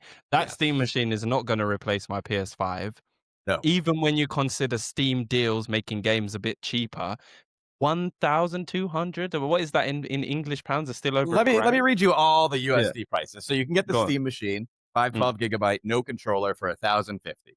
No Okay. controller. No controller. So then you can get the Well, Steam because you can Machine use 512. whatever controller you want. So, like, you could That's go Can and you true. use the DualSense? yes. Yes. Yes. Ah, Yes. okay. So it's a Okay. PC. So you can it can do Okay. anything a PC can do, essentially. Yeah, It's yeah, it's yeah, makes Steam OS out of the box, so you have to customize it if you wanted to do that, but not with yeah. controllers. If I wanted to plug in the DualSense and use it right now, I totally could. Cool, So the cool. Steam Machine, 512 gigabytes with a controller is Mhm, 1150, so mm, $1,150. Then you got the 2 terabyte with no controller, 1350, crazy. And then you got the 2 terabyte with the controller is 1450. And then if you want to get the controller standalone, it's $100. So okay. so the issue is, I'm not going to sit here and defend it because I don't think Mhm. anybody really needs to go out and spend this if they're not already Yeah, well, invested what's the in point? the Steam ecosystem. I think Mm, before the crazy prices, Valve had an idea to start competing in the living room because it was supposed to be, I think, around $700 for, mm, which is still more expensive than the consoles, but it's still a little bit of an entry. But it was supposed to be yeah, more competitive, and since they don't have the pull in things like supply and all this mhm, and other AI companies competing for all these fabs and chips and mhm, motherboards and stuff, they really couldn't fight on the price and they had to set it what it is. I heard that this is like cost of what, only a little bit more, but it's still pricey. I like it. It gets the job done. I have a use case for it. I can't be sitting on my computer all the time. I do want to do some gaming. I yeah, mean, I was playing Assassin's Creed Black Flag Resynced 1440p, 60 frames per second, medium settings, no problem. So it is capable in games. It's just mm, like you're not I wouldn't want to play it in 4K 30 because I'd rather have a higher, frame limit and things like that and more customization for it to look better. And that's really one of the big benefits of it is you can customize it to run better. If a game runs like shit, you can go in the settings. But then there's also the other caveat of some people don't want to do that. Some people don't really know shit about tech and don't want to fuck around with, TAA, anti-aliasing, and all these weird settings that someone who's casual or not into all the tech might not know about. So it's a hard sell. It's a hard sell with it this is a PC. hard sell, and I just think if it was, like, a lot, like, half the price, then it would be like, "Ooh," you get what I'm saying? That then Yes. I might pick one up, but I don't understand why I would, as And somebody that comparable well, if you wanna get into PC gaming, comparable PCs are give or mm, take 1 to 200 are around the price of this. You can get better things, like this only has 1 stick of RAM. Obviously, mhm, you'll get 2 sticks for dual mhm, channel, and which is just provides better performance and stuff like that, so mhm. it's not for you, Jay. It's not for you at this No, price. because at that price, because I'm sitting here thinking, and it's like, because like I said, when it was first announced, I thought, "Oh, this if it's a lot cheaper than getting a custom built PC," which is what I'd probably go for, is to Yeah, buy the parts and figure out how to put it together or pay somebody to build it for me. That seemed like the best kind of to get what I want out of it. I yeah, thought, "Oh, maybe this would be if it was gonna cost like £500 and it could yes, run everything that a PC could, then that would be a massive like, oh, why not?" But for that price, like you just said, for a little bit more. And once you're going into the 1500 range, it's yes, like, why don't I pay the extra 500 and get a fucking good PC? Do you get what yes. I'm trying to I say? Mhm. Then 100%, if I 100%. have the money to piss away, why would I spend it on that? I'm even surprised, and I get it, but are you even the target audience for that? Fume, you've got a decent fucking PC and you play games on a PC. Under any other I am. circumstances, I would you it's even the buy use that? case. Like, yeah, and that's what I'm saying. If you didn't have that very specific use case, you probably wouldn't have bought it. Do you, No. No, I do you would get not what have. I'm saying? No, I would So, not have. how So the who is Steam mach buying this? the Steam Deck, I actually Mm, did have a really good use case for, and when the Steam Deck came out, it was actually reasonably priced. You could get it yeah. for like $350 for the base Mhm, version, and it mhm, could run so many games. You had your whole mhm, Steam library. That's when it was, mhm, bang for your buck. You would totally mhm, do it. But I agree with you, Jay. For 1050, that's a lot of money. mhm. And for performance of just the base PS5, it usually matches the base PS5 and all of its benchmarks, but that's still $700 more than what the base PS5 came out at. Yeah, I So mean, it's tough. I like it. I'm having a good time with it. It's nice to have my, you also got to realize you're paying for the form factor of it too. Like it's small, it's tiny, it doesn't mhm, heat up, it's super duper quiet. Like there's lots of benefits to this. You put it in the living room, it doesn't look ugly as shit. It That's just looks also like a good. small little black Yeah. box. So there's some stuff for it, but I think if the market gets better and they can lower the price to even like 800 Yeah. bucks, it would be better to recommend it, but I don't think Mhm. at I think they need to 1050. drop it to, like, 3 to 400 Yeah, pounds. I don't know what that yeah, is, dollars is about which will never happen. $500. That'll never happen. Yeah, that won't happen. That's just not something in this day and age that's going to come to fruition. So it Apparently, was they've sold initially about 300 to 500,000 units so That's far. pretty good. really, yeah, that's honestly Wait. better. So, the sales performance for Valve's hardware varies significantly, but the original Steam machine wait, what? I Oh, don't the know if I'm original? reading this. Oh, the In original from back contrast, in the day. Yeah. They released this little shitty like docking station looking thing back in like that's how many 2015. sold. Oh, no. Yeah. I'm trying to find the new one. I don't think they've They Yeah, there probably released won't isn't have one. it anything. out yet. Yeah. Probably a lot less Yeah, I demand, think I it would have isn't, guessed. yeah. But I'm wondering who's buying it because it just doesn't seem it seems like Valve fans like yourself, people that own Yeah, Steam accounts and love that, why would they buy it when they've already got a PC that runs it? You get what I'm saying? And most yeah, people would also have the Steam Deck already, which is again a much because of its portable nature, it's a better selling point. Because I'm sitting here thinking, for me right now, the Steam machine, I thought, yep, if that's around £300 to £500, I'll pick one up. But absolutely not for over £1,000. yeah. Then the Steam Deck and an actual PC, I'm back thinking I'd get either one of those. That's why I know I'm going to get Nintendo Switch too, because it's so cheap and it Yeah. has the portability. But I just wonder who's buying it and why? Because it does seems kind of pointless if you've got a console already. Do you know what I mean? And if you don't have a console and you don't have a PC, then you'd probably just get a Switch or a PS5. You know? Well, so a lot of people can use it. Let's say you don't know anything about PC gaming, you want to get into PC gaming, and Mm, you don't think you're ever going to upgrade it yourself or do things like that. You could get okay. this because for the same price that this is, like I said before, comparable for the same kind of specs, it's going to be, 1 to 200 give or take. But this is already like out of the box. It's already all set. It is plug and play. Mm, Like I got it, mm, took it right out of the box, plugged it in, asked me to sign okay. into Steam with a QR code. I was right there, right in it. So Okay. Steam Okay. OS is actually great. It's a Okay, lot okay, better. that's yeah. Yeah, it's the Steam big picture mode, Steam OS. It works really good with a controller. Like they're really doing a lot to make it the console like experience, and I Mm, think it would do great. But it's just the price that's hurting it. too I expensive, yeah. I think it's an interesting piece of tech from a, like, talking point, purely because it's outdated. It was outdated the day it was announced. Like, it Yep. it it is on spec roughly with the PS5 and the Xbox Series when they launched. So obviously, Mm, releasing nowadays at the end of the life cycle, it's going to feel outdated.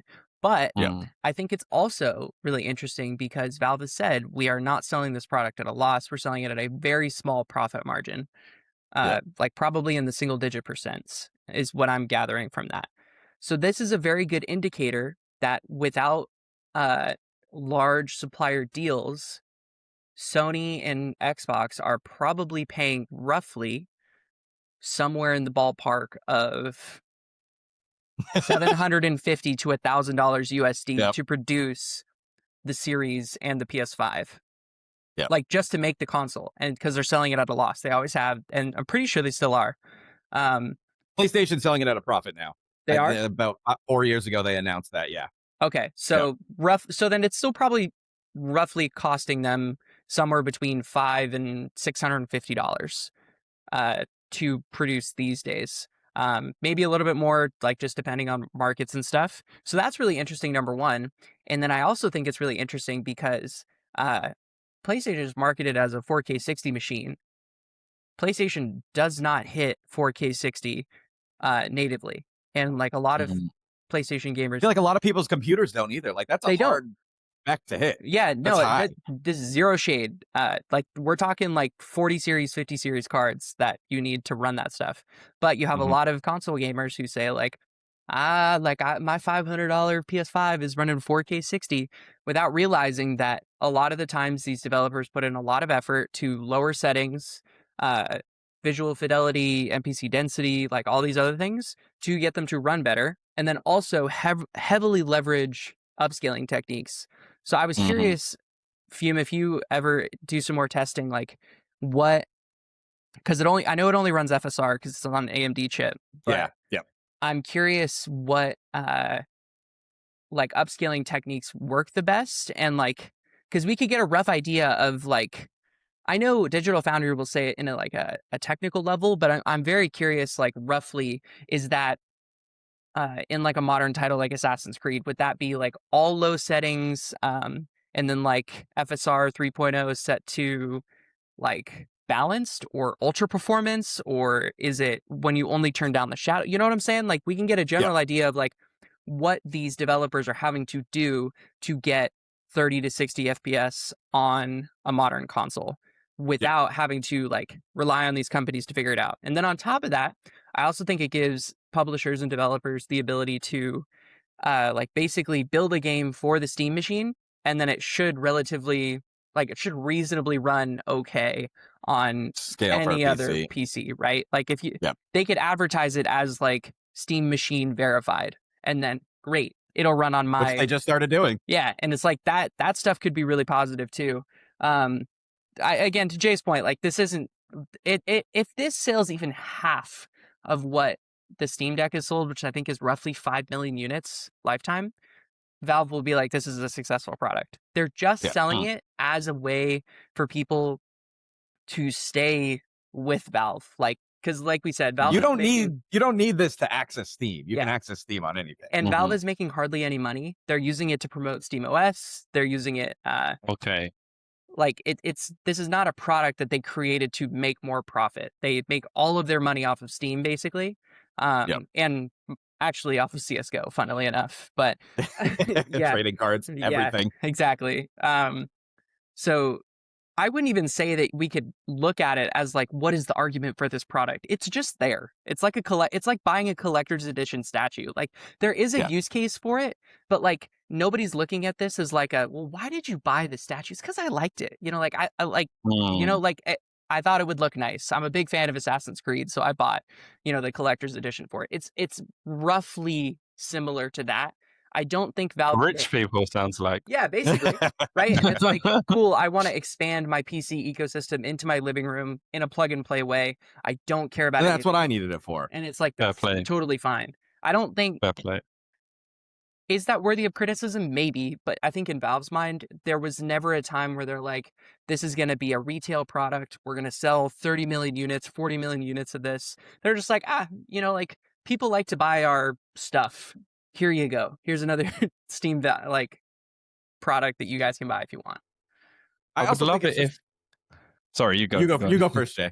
I was just gonna say I would love it if Valve Steam would just attack the retail market because I do think there is an audience there for them. I wish they had released the Steam Deck, marketed it heavily, and sold it at a loss to get console gamers into the ecosystem because I feel like all the bad will that Xbox and PlayStation have built up, they could have an audience that could then combat this bullshit decisions that they're making because Steam was always a digital platform anyway, so people wouldn't feel hard done by. People might just switch to their cheaper console, introducing them to the PC economy to spite the people that are pissing them off right now. So if they'd have dropped the Steam machine, like I said, for the kind of price that I was willing to pay, I feel like me and a lot of people would enter that and fall in love with that kind of economy. I But I think that it's a kind of a wasted opportunity to me. But that's just because I wanted it for cheap. I think at first when they announced it, it wasn't a wasted opportunity, but because of the market conditions that were created by outside factors, Yeah, it became a wasted opportunity. But I guess it's not really yeah, wasted because they put the R&D into this. They put the yeah. R&D into Steam OS. It's mhm. kind of just like Hmm. they're starting to push into that Do you think they market, and will break into it eventually? Do I you think think No, they so. will drop I it I think as a don't that's think the so. Steam end goal. console? I don't You think don't No? so. think so? I think this was the way they were going to try I in a I think casual way. I think Valve is very smart in the way of like they reduce as much friction while also maintaining consumer protection in a way that I think people really like. And I think selling video games at a loss or consoles at a loss or products at a loss is a they almost see it as like a devil's gateway, like a devil's deal. Like, sure, we could do it, but then we're gonna have to do other things that like would make us and our consumers probably uncomfortable. Like we Yeah, don't like predatory. yeah, it's like I don't know if they want to compete, right? They have what is it? Daily concurrence view? It's like 40 million. For daily concurrent users, yeah, right around there. Yeah, so, Yep, like, and they 40. have 200 million monthly active users. Yeah, so, like, they have a Mm, massive consumer base that they have built purely by offering a good service at a good price that they literally they don't pay a single retail cent. They don't pay basically any marketing other than, like, I'm sure that they get like a small cutback on or like they maybe pay a small amount to like throw up the Steam splash screen on video game announcements or whatever. Yeah, But I think they're very comfortable with like we're the PC gaming guys. We're going to do a good job. We're going to keep doing what we're going to do, and we're going to make our product over time at our rate. And we will produce some games too. If you guys want to play them, they'll be on our platform, and you guys can come play them. And like they're super chill with that, and they're good with that. Same way as CD Projekt Red was super chill with GOG for a long time. Like they weren't trying to compete with Steam. They're like, this is what we do. You come here if you want, like, and we'll make it work. And if not, and that's totally fine. that's the thing about it too, is this is not just, you're not stuck with Steam with this. You can get GOG, you can get the Epic Game Store, you can pirate all the mm. games and play them on your Steam On machine. that machine? Mhm. Yeah, you can Oh, do Full you can PC. you can you can dual boot with Windows, you know? There's yeah, lots of okay. things that you can do with this that, you pay $1,000 for the PlayStation 6, you're stuck in the PlayStation Mm, ecosystem. You pay $1,000 for this, yeah, it's not as powerful, but you have choice. And that choice can give you so many opportunities and so many different fair. things. Yeah. So Okay. there's benefits to it, and I really like the machine. And you can't go wrong with Steam sales. They're kind of ridiculous. And Yeah. Steam also And has things like their insane refund policy. Like you have 2 whole hours to play a freaking game to decide if you like it. And if you don't like it yeah. at the Any 90th reason. minute, you can Yeah. return it for full price. And all So those it's indie PC exclusives are on Mhm. there, obviously. yeah, Yeah. yeah. Yeah. So it might have a high price tag, but I feel like with all the little details that I'm just not mentioning right now, I'm not really doing a good job at selling it to Jay, clearly.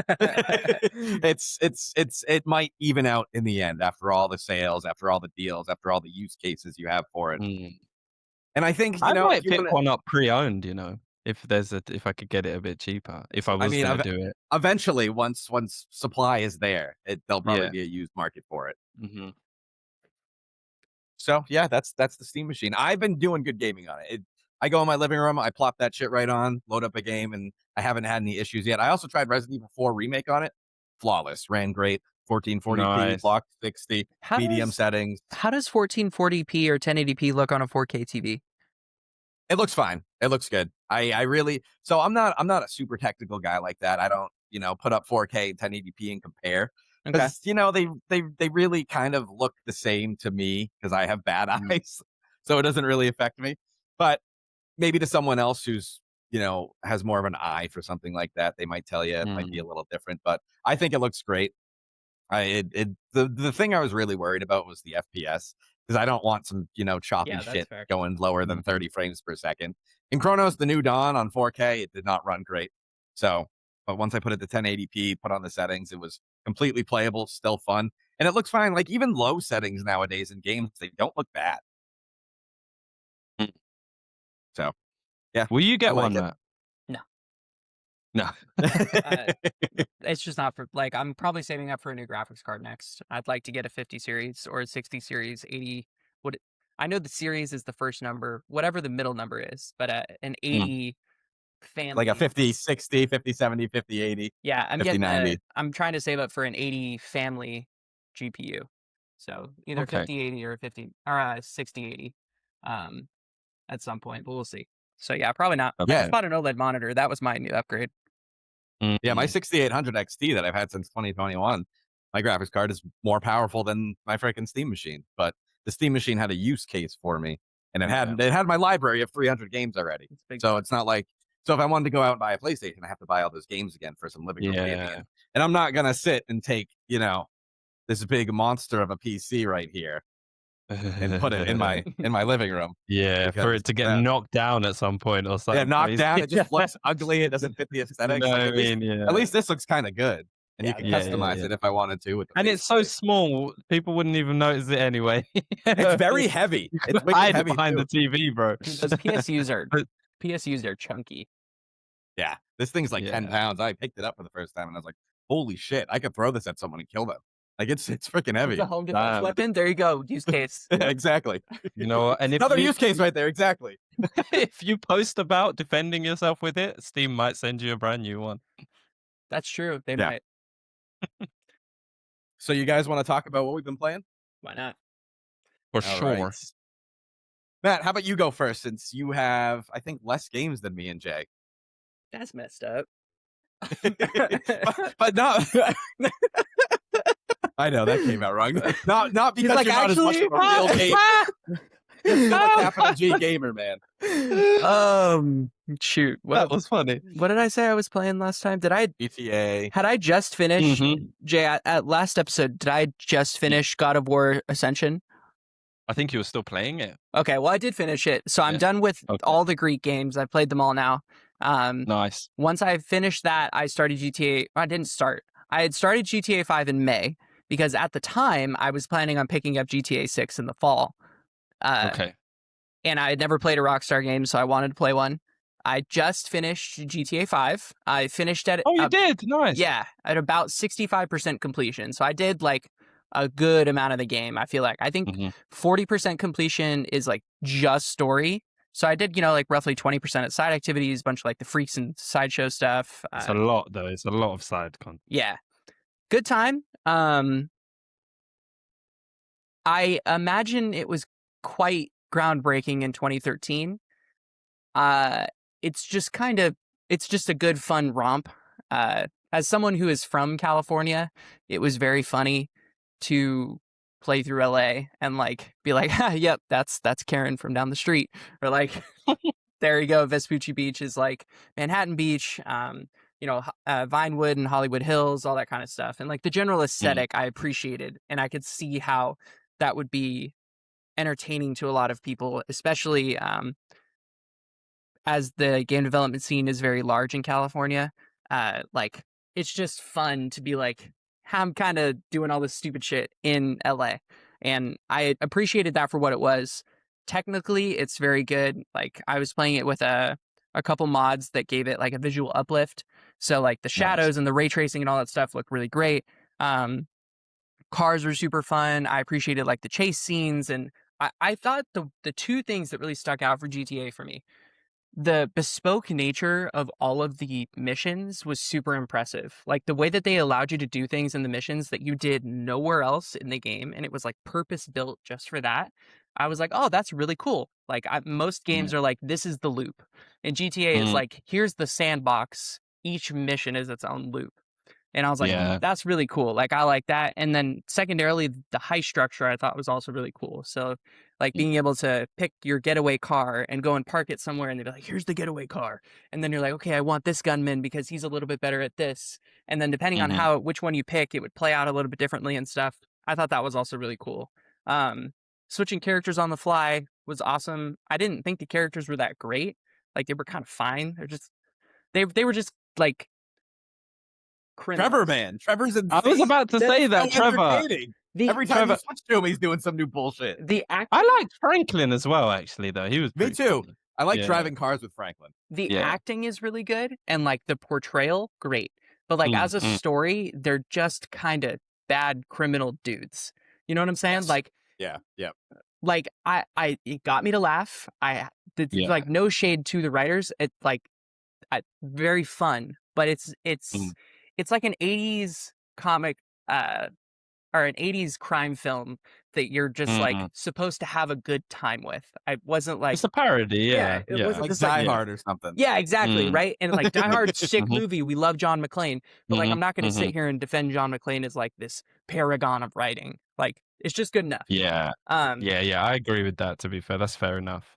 but like I had a good time with it, and Mm. I could see why at the time people were enamored with it, and why Mm. it kind of spawned this desire for like just GTA.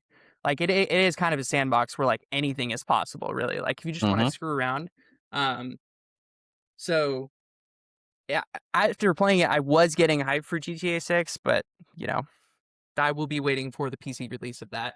Oh, One you will day. be. Yeah, But On you day one have a for you? PlayStation 5, don't I you? do. Um, Why Now, don't you do you what think the it's hell? because you just don't, the Grand Theft Auto series just didn't speak to you with that one game enough? for you to No, be super hyped about it? um, I just don't want to support Rockstar and Sony. I don't wanna Oh, support okay, that's Sony fair. getting third-party money from me, and Okay, secondarily, I don't want to support Rockstar not producing a physical edition a year and a half before fair, physical editions were set to stop. Like, That's I think fair. it would have been a fair. really nice touch from them to be like, "Here's our deluxe or collector's edition. You guys have been fans of us and been waiting for 13 years. Pick it up if you want. You know, here's our Mm, collector's piece." No shade, like no hate to Rockstar because I don't like it's their decision as a publisher. Hate to Sony for mhm, sure, but like mhm. at this point, I'm like, if it's a year, I can wait a year to play GTA 6. Like, it's not going to kill me. They'll iron out some bugs. They'll probably come out with some DLC or whatnot, some updates, that sort of thing. And then when it shows up, I'll play it. And uh, Fair play. I think I would probably give GTA 5 somewhere in the realm of like 8 to an 8.5. Really fun game, great game, Me too. um, but not something that I was like, I could play this for, I'd want to play it like 3 or 4 times, 200 hours, something like that, somewhere in that realm. Mm, But yeah, that was a lot of fun. And then I played Assassin's Creed 4, the original, mm, in the lead up to Black Flag Resynced. Great mhm, game. Um, Phenomenal game. Phenomenal, mhm, yeah. I would even say like it's close to a 9. I would say it's borderline exceptional because there's mhm, certain parts where it's so good and so like unique for the time that you're like, wow, I totally see like why this game gets all the glaze. I've played it before. This is not the first time, but like going back and playing mm, it again, I'm like, yeah, you just don't get like pirate combat like on your ship like this anywhere Mhm. else. mhm, The fluidity of movement, the way that Assassin's Creed was able to finally break out of just telling an assassin story and really like mm, talk about a dude who's present within the world of Assassin's Creed and then like evolve a narrative around the character and then the creed mhm, was really interesting. I messaged Fume and said like I didn't realize that you literally like you're not an assassin until like I think the second to last mission in the game. Yep. Yep. Just mm, but the game does a really good job of, like, because I think it was Assassin's Creed Odyssey was the one who got the main criticism for this, like, you don't play mm. as an assassin, as No. but there's also, like, no assassin stuff present. So, like but this game is, like, you don't play as an assassin, but the assassins and Templar stuff is there the entire time, and that's really Mhm, cool. I really like that. Um, Overall, I had a good time with it. I'm glad I played it before playing Resynced because I definitely would've the rose-colored glasses of just being happy to be playing more Black Flag would have taken over for Resynced if I hadn't played the OG again so shortly before.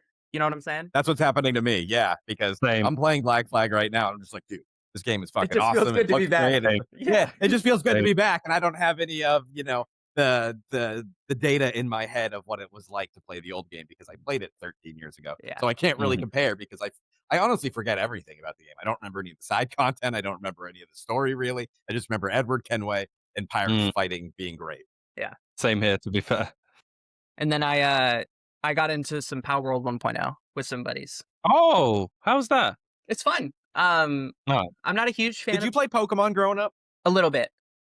Okay. Um, it's I'm not a huge fan of survival games, and I still don't love the survival loop, but being able to catch pals and like, do your Pokemon thing is very fun. Um, and it's crushing. It's doing like 400,000 concurrent players on Steam. They've sold like 40 million copies, like that's absolutely good. crushing.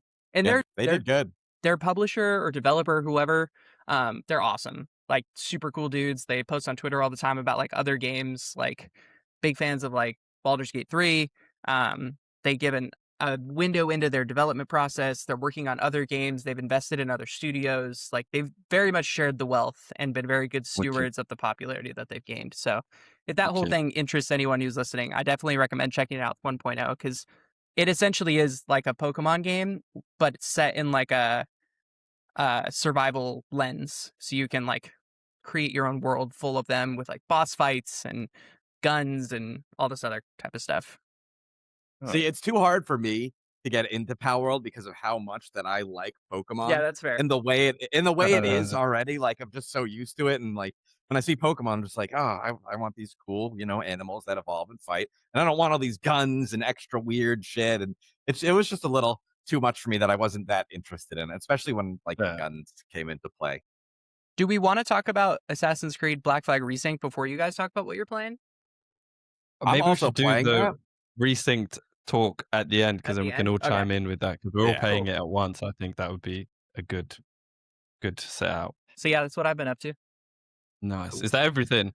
Power World, AC4, And and GTA 5. AC4 Ascension GTA. I mean Ascension and GTA 5. Now, Yeah. before we move on, Matt, I really want you to play Red Dead 2 as soon as That possible because I want to yes, hear so yes, 'cause that is like that's gonna set the precedent for what you can expect from GTA 6, I feel like more, yeah. because the story also in that is, leaps and bounds, in my opinion, above the story that I was in agree. GTA 5. So, yeah. My plan Even Red Dead Ones is better, honestly. Yeah, play Red Dead 1 first and then Red Dead 2, Yes, yeah. yeah. that's what I was gonna say. I'm Play Red Dead 1 always first because you need the context. I'm a big Mhm. defender of release order because it's very rare that Good. games are made to be played in chronological order. They're almost always made to be Mhm, played in release order. Try doing But that mhm, with mhm. Assassin's Creed, and you're fucked.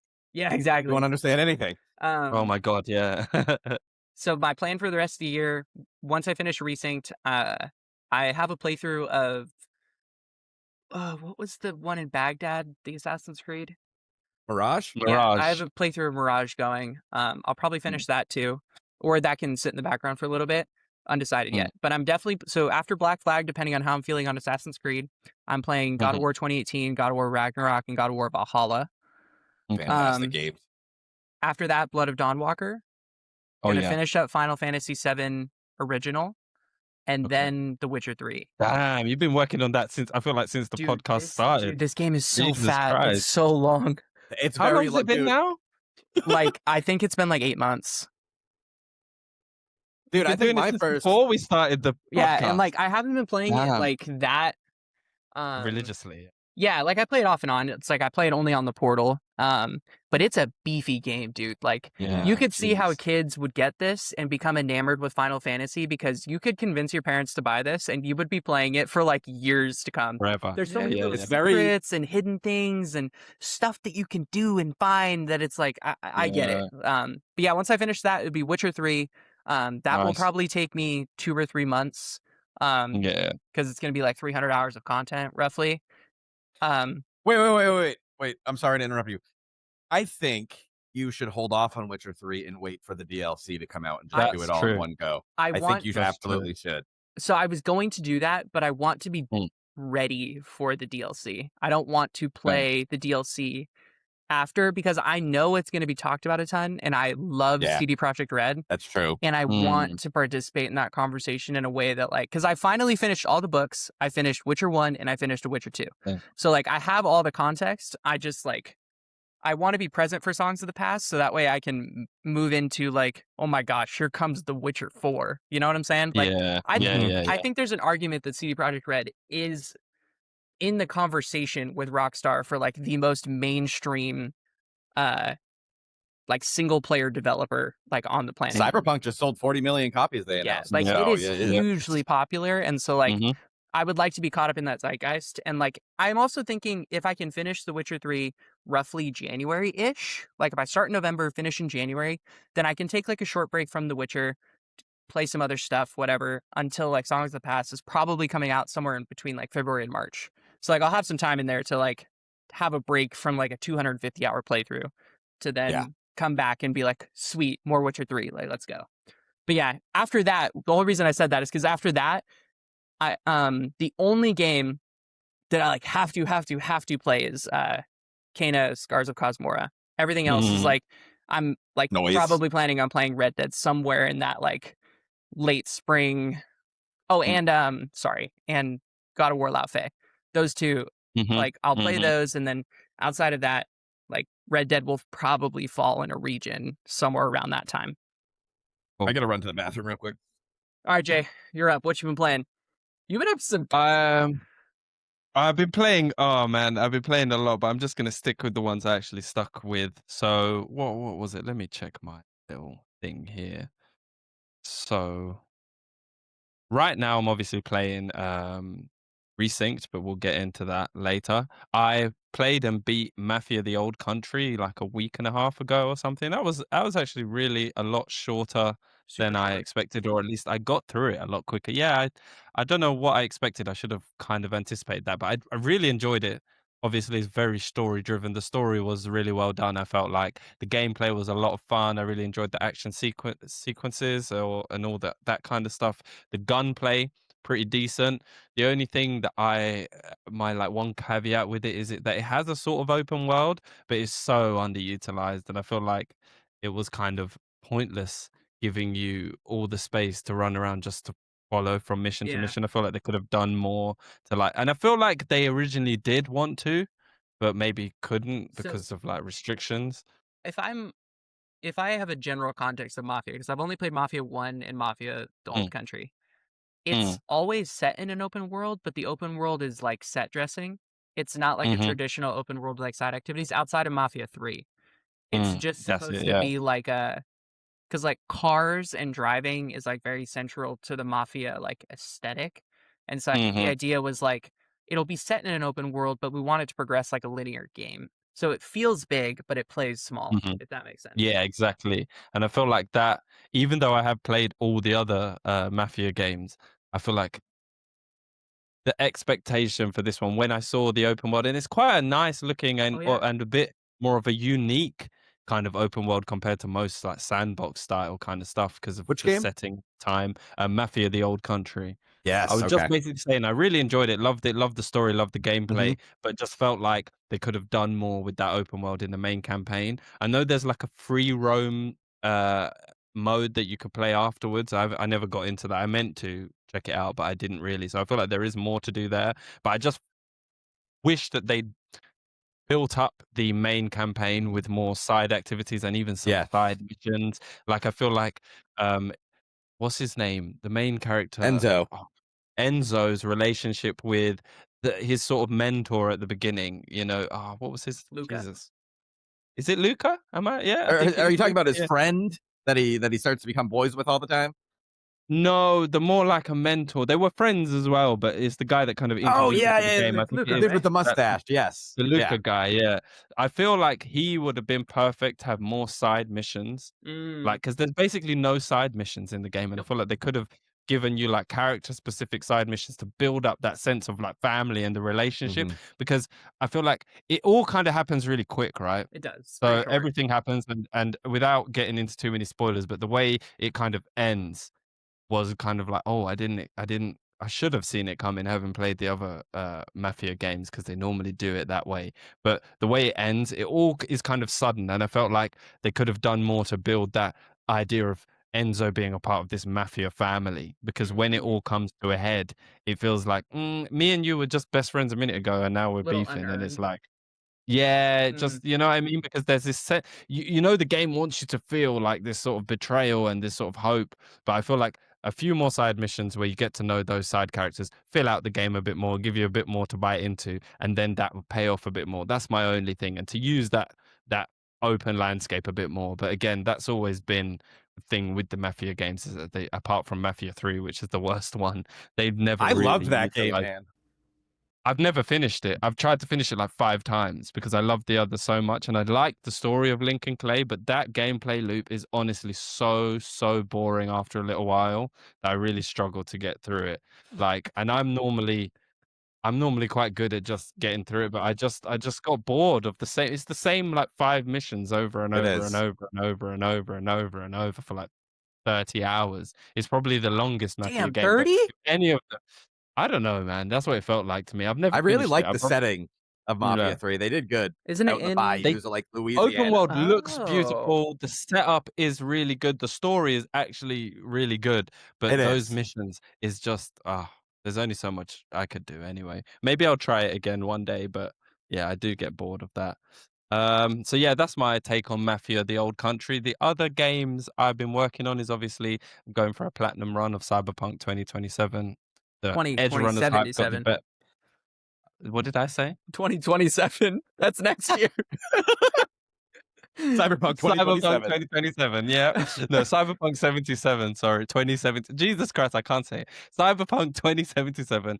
I'm doing a platinum run of that, and I'm just loving this Ah, game. I so haven't good. played it. The last time I played it, because I played it at launch on PS4, and it Me was it too. Oh, was you bad. poor soul. It was bad, yeah. And I literally, it's one of the first times. 'Cause bearing in mind, I think earlier that year, the Marvel Avengers game came out, and I also pre-ordered that and paid to play that like 2 days early. And I actually beat the game before it even released, like to everybody. Do you get what I I mean? did Jay In that with that really two Lego days, Batman. I beat the campaign. Huh? Jay really got kicked I in did the that with nuts Lego twice. Batman the other day. Yeah.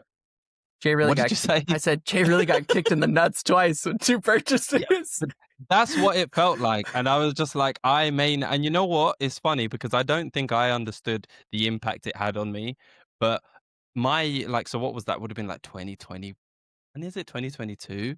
But I actually didn't really play many games 2023 or 2024. I didn't get back into gaming properly until the end of 2024 when I got my PS5. So I feel like that kick in the teeth twice in 1 year really just made me That's think, fair. fuck this for a bit. I'm going to focus on my actual life and shit. So I Yeah. didn't really, I still gamed here and there, but Hashtag not Spider-Man really. 2. Yeah, but I didn't have a PS5 when that came out. So that was hardcore.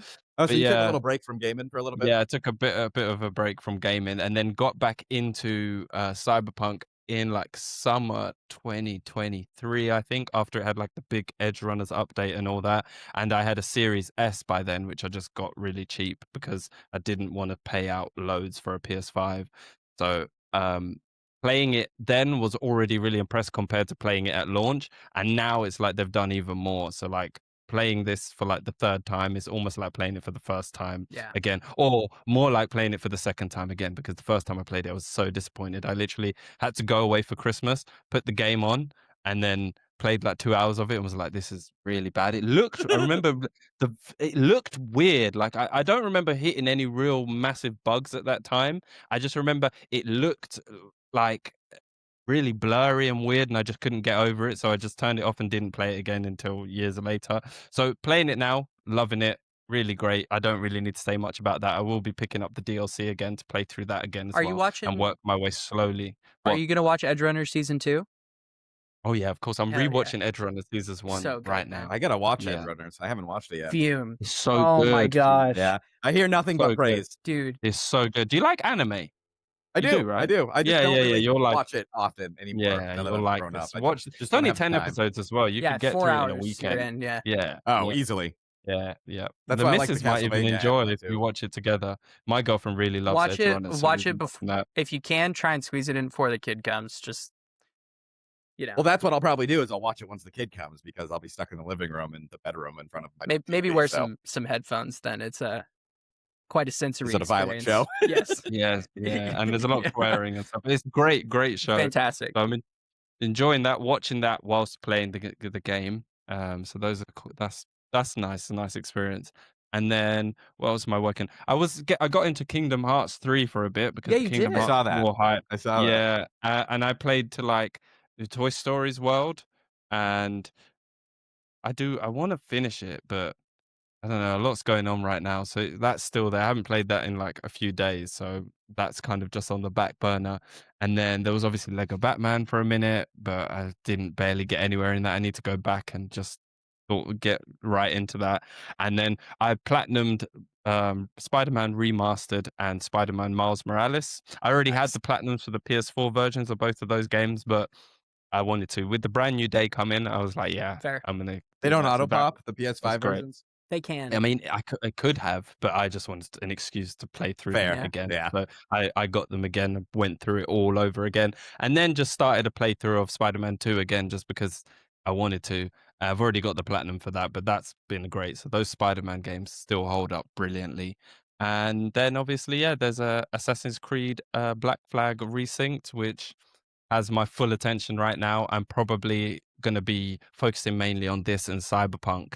The other stuff will probably fall to the wayside for the time being. And then what's the next big game that's coming out? I'm not sure. You got Mortal Oni. Shell 2, Yeah, Mortal Shell Onimusha. 2, Onimusha, Blood of Dawnwalker, oh, Beast of Reincarnation. And Yeah, Beast of Yes. yeah. Reincarnation and Halo are the other two in July. That's the one. Halo, that's it. That will be my next probably day one pickup. It was, and then I might get Plague Tale, the new Plague Tale game Yes, as that well. was another one. Those would be my summer ones, but I'm really cutting down because I can't keep up with my own purchases right now. I've got so many games that I bought at launch that I haven't even played. I never finished Pragmata, which is something I'm so embarrassed to admit. Dude, I never finished. Where are you bro, at? that game is Where are amazing. you at? I You know what? I can't remember what happened, but I went away, and this always happens to me. If I go away in the middle of a game, by the time I It's get back to it, toast. so much is happening, like it's not happening. So I played and I was really loving it, and then came back and just it's one of those games. It's actually really difficult to pick back up if you put it down for a while. At least that's what it felt like to me because I got back into it and I was just like, "Oh, I'm not enjoying this the way I was." And now I feel like I just need to wait 2 years and play it from the beginning again. So I've just kind of left that at the wayside. I still own it. I still had it day one. So no harm, no foul. But yeah, Pragmata, I never finished it. And there's just been a bunch of other games that I just get into day one or don't even unbox or anything. So I'm cutting down on my purchasing right now. Too much to play, man. Too much. It's too So much, much. way too I much, way too literally much. And I I get literally caught up narrowed in it the down to trend. one. Like, I literally Yeah. it was like, I'm only buying Blood of Dawnwalker. The only one that's a Fair. caveat is I will pick up Wolverine if it scores above a 90. If it doesn't score above a 90, it can wait. I think it's going to be a high 80s like Spider-Man. You know, I feel like those games are fantastic and I love them because I love Spider-Man so, but I don't feel like it really does anything too crazy to push it to these Mhm. heights. I mean, the combat in Mhm. Spider-Man is kind of just I don't want to say it's generic, but it's I don't kind of understand how simple. Spider-Man 1 scored worse than Spider-Man 2. I will never understand that. Spider-Man Yeah, 2 is a that better is game. weird. It's a better game than Spider-Man 1. The only thing that But lets Spider-Man 2 down for a lot of people is the story. but Yeah, that's true. I'm surprised because game critics always value bespokeness over refinement. Like, almost always, the, like, new thing is, like, the whoa, like, holy Mm, crap, and Spider-Man 1 being as good as it was the first time through is mm, like a I'm surprised people didn't like it only being, what, an 88 on Metacritic, I was mm, somewhat surprising to me. I expected, like, a 91. Um, fair. but I agree that Spider-Man 2, like, from a gameplay perspective, is far and away much better. Mhm, Um, mhm, that was the only thing that surprised me there. But what were we talking mm. about? Oh, Wolverine. My prediction for Wolverine is, like, I think I told a buddy 83. Um, Really? You think that yeah, low? I'm just not super high on it right now. It looks good. I just it's not blowing my socks off in a way to where I see it crushing with the 9s and the 10s. I'm thinking Mm, more in the 7 to like high 7s, low 8s range on the scoring scale. So, like, like 78 to like an 87. Somewhere in there is where most of the reviews are gonna fall. And Would it's be a my linear guess. game mm, too. Yeah, and mm, character action games generally don't review super high. mm, And I don't know if Logan has the pull that Peter does when it comes to a character. I know Wolverine's super popular, but like mhm, Spider-Man's a different stratosphere compared to It Wolverine. is. mhm. And like I And feel like there's the mature yeah, label is gonna dock some of those sales, yeah. and like a lot of people connect with Peter in a way that I don't know if they connect with Logan, to where I Mhm, feel like that drives Spider-Man even further. I'm mhm, needless to say, if it's above a 90, I will purchase and play it. If it's mhm. somewhere in the 80s, which is what I'm predicting, I will wait till I have, 20 hours to play through it and finish it. Fair. Yeah. Wolverine is a day one for me. One, like, no Would matter be for what. me. Yeah. It would be for I'm me too. waiting till I get my new address because I'm moving over the summer. So I'm waiting to lock everything down with that before I put the pre-order through because right I now hate my moving. address is in limbo. I hate it so much, but I've moved like It's the every worst. year since like 2022. So hopefully I won't be moving again for a while after this one. Cool. But yeah. Fium, what about All you? right. You got a long ass Yeah, list. what are you playing? Yeah, so since I wasn't here for last podcast, I've played Mm, quite a lot. So I'm gonna go in order of what I played. So about 3-4 weeks ago, I started Kingdom Come Deliverance 2, which oh my god, this is just the perfect medieval game that has ever been made. It just yeah, like you really yeah, feel like you're living in the times. Like it's yeah. realism. So for anyone who doesn't know, it's not like, It's a elves and sim, orcs yeah. and yeah, Mhm, it's just humans and humans being shitty mm, and animals and mhm. It's Mhm. just a simulation of medieval, and the story is phenomenal too. Like Yeah. Henry and Hans and their, kind of dynamic that they have in this setting, it's just so good. And that's why Mhm. after playing the second one, dude, when people say you can play the second one without playing the first, I think that's total bullshit. You Because shouldn't. yeah, you need to understand the journey that Henry is on Mm. and why he Mhm. has the revenge in his heart. You won't get Mhm. that if you just watch Mhm. a simple cutscene. You have to live Mm. through the attack on Skalitz to Yeah, you understand do. that. And Yep. the kind of dynamic that Hans and Henry have was not, good at first. At first, they hated No. each other. They Yeah. didn't like each other at all, and then it Yeah, moved into yeah. something great. And then So there's also, great. yeah, that's what I'm saying, dude. And then there's also that priest guy, the drunk priest. He's also a Oh! massive, Oh! massive The character in the second OG! We game. love him. Yeah, yeah, yeah, Yeah, yeah, yeah, massive yeah, character yeah, in the yeah, second game. yeah, He has a yeah, huge yeah, part yeah, in the yeah. first game. So it's And just you like can you need, completely miss him in the first one, kind of. You can yeah, completely, like, you don't have you to don't have to really, go to yeah. that town. Yeah, but he was so popular. Yeah. Yeah, Oh, so it's man. just if you wanna go and have a medieval simulator, this is the game because Mhm.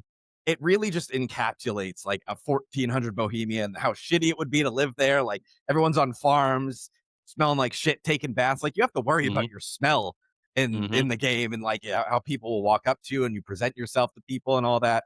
But they did so much things to improve it. Like the combat is the best thing to improve because I feel like in the first game, if you had any more than one enemy in front of you, you were fucked. Like you could not like the camera wouldn't let you move over to them and you couldn't parry and block. Like in the second game, they fixed that. You can fight up to like Mhm. 3 or 4 guys and still parry, block, attack, and there's more weapon types now. I only use the sword because I love Master Strike. It's just Same. totally overpowered. Same.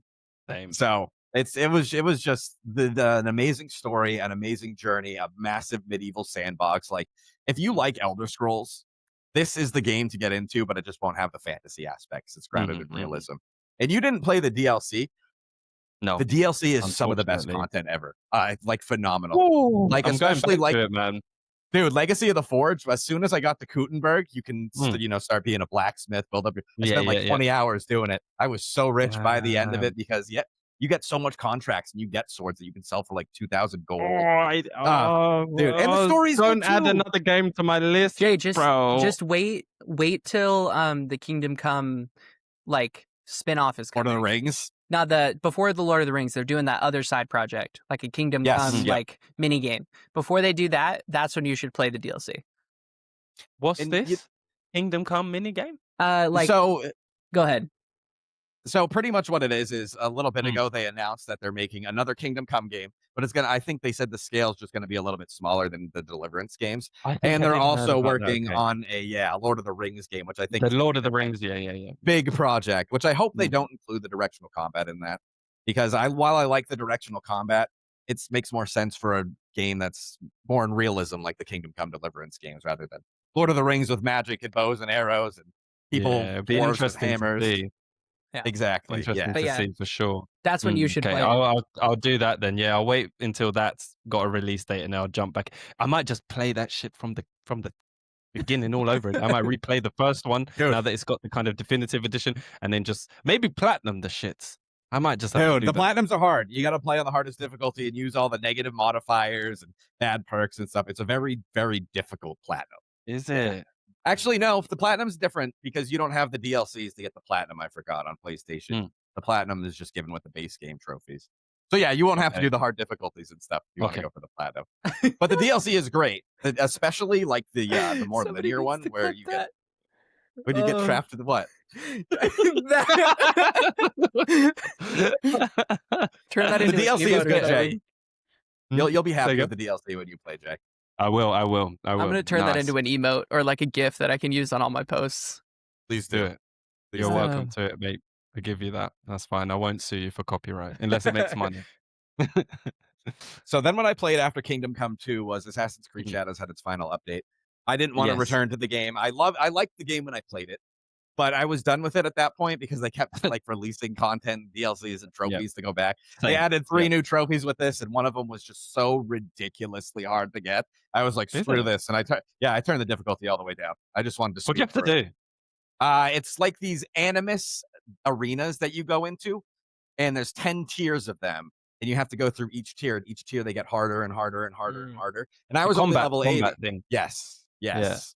Yeah, and I was only Okay. level 80, so all the enemies were, like, level 100 and wrecking me, and I was like, "Yeah, fuck Oh, this, bro." And I just shit. lowered the Okay. difficulty and wrecked them. I was just like, "I just Yeah. want the Fair. achievement." Yeah. So, Fair play. I hope they don't return to it. They said it's the final update, but you never know. So then after Assassin's Creed, I played Final Fantasy 1 for the first time. Final Fantasy is a series I kind of recently got into. I played Final Fantasy 15, didn't really care for it on release. And then I got into Final Fantasy 7 Remake, and I absolutely Mm, love that. And then I went mm, gung ho with JRPGs. I started playing Octopath Travelers mm. and all these other little random ones, Sea of Stars. FF16?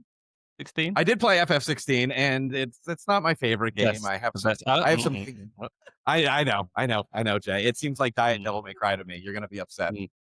Diet d Anyway, okay, moving swiftly. Anyway, we'll touch on that another day. But I love Wow. Final Fantasy VII Remake, and I love Mm, Final Fantasy VII Rebirth. So I was just like, all right, I want to see where the roots mm. came from. So I got the Final Fantasy Remaster Pack, which comes with 1 through 6.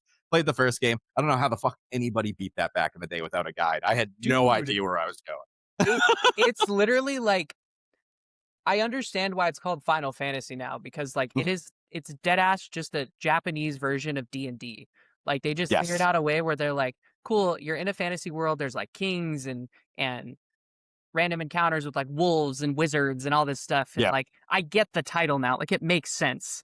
But dude, that Yeah. game you get lost so like they do not tell you Dude, shit. They're just like, figure it out. they're so vague with it too. If they do tell you, they'll give you like a hint of where to go on the fucking massive map, Yeah, and it's it's just like, how crazy. do I even get over to this part? Because I don't Mm-mm-mm. even have the vehicle to move on the terrain that I need to get past it. Like I was looking everywhere for the ship, and I couldn't find it for so long. I was just so lost. So I was just like, it's time to bring in a guide. And when I did any of the battles too, I just did auto battle because they're so simple. Like you Yeah, just it's have very Mm. magic simple. and an attack, and I was just like, this is just so easy. What So I is the just did auto benefit of battle. playing this game? I guess just see. I guess just see where Final Fantasy came. You're not making it sound so bad.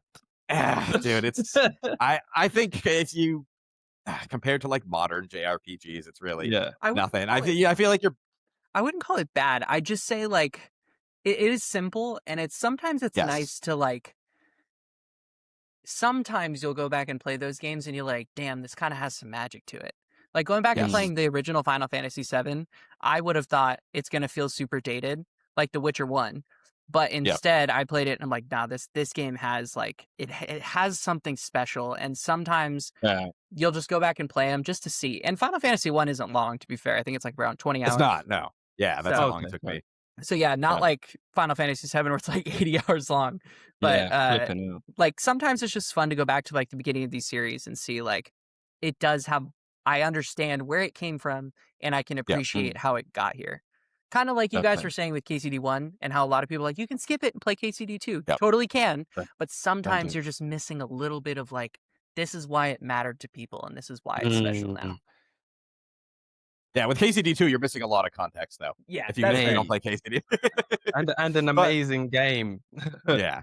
So I just wanted to experience it. They were on sale for like 70% off, and Fair. my uncle or someone got me a gift card for Steam, and I was just like, fuck it, I'll buy them. And you know what? I'll go through them little by little on my Steam Deck as they're perfect for Steam Deck games, just easy while I'm watching TV in the background, play Final Fantasy. I probably won't play the second one for a few months because, like I Jay said, Burn is out. why was I playing it? yeah, There wasn't really too much to it. I hear 1, 2, and 3 are roughly similar, but then like Yes. 4 and 6 are like insane. Like I hear 6. A lot of people talk about 6 being insane. I've heard 4 is like the switch flip where like you start to see like, oh my gosh, this is how they got to 6 and 7. Yeah. But like they take for whatever reason 1, 2, and 3 are like virtually identical games. Their trophy Yeah. lists are Yeah. super like similar too. Yeah, I got the platinum for it. It was super easy. You know, they have like cheats and stuff you can use, so I was able to just use that to beat the super boss with no issues and all that. But they did some weird updates too, like the last boss in the original Final Fantasy one only had like 2,000 health, but for some reason they decided to give him 20,000 health for the remaster and just make it totally different, which I guess is cool, but it fundamentally changes that last boss fight completely. So yeah, Final Fantasy one was cool. After that, I Nice. played The Adventures of Elliot. This Oh, yeah. was an awesome game. If you liked the old school Zelda Game Boy Advance games, you know, top-down adventures, you unlock new powers to unlock new areas. It's almost Metroidvania in a way. You know, you go back and forth to old areas. And it's really cool. They took the HD 2D and made it real time combat, which really works. It flows so well. You have 8 weapons. You have a sword, a hammer, a scythe, and all these different things to make the combat have variations. Then you also have spells.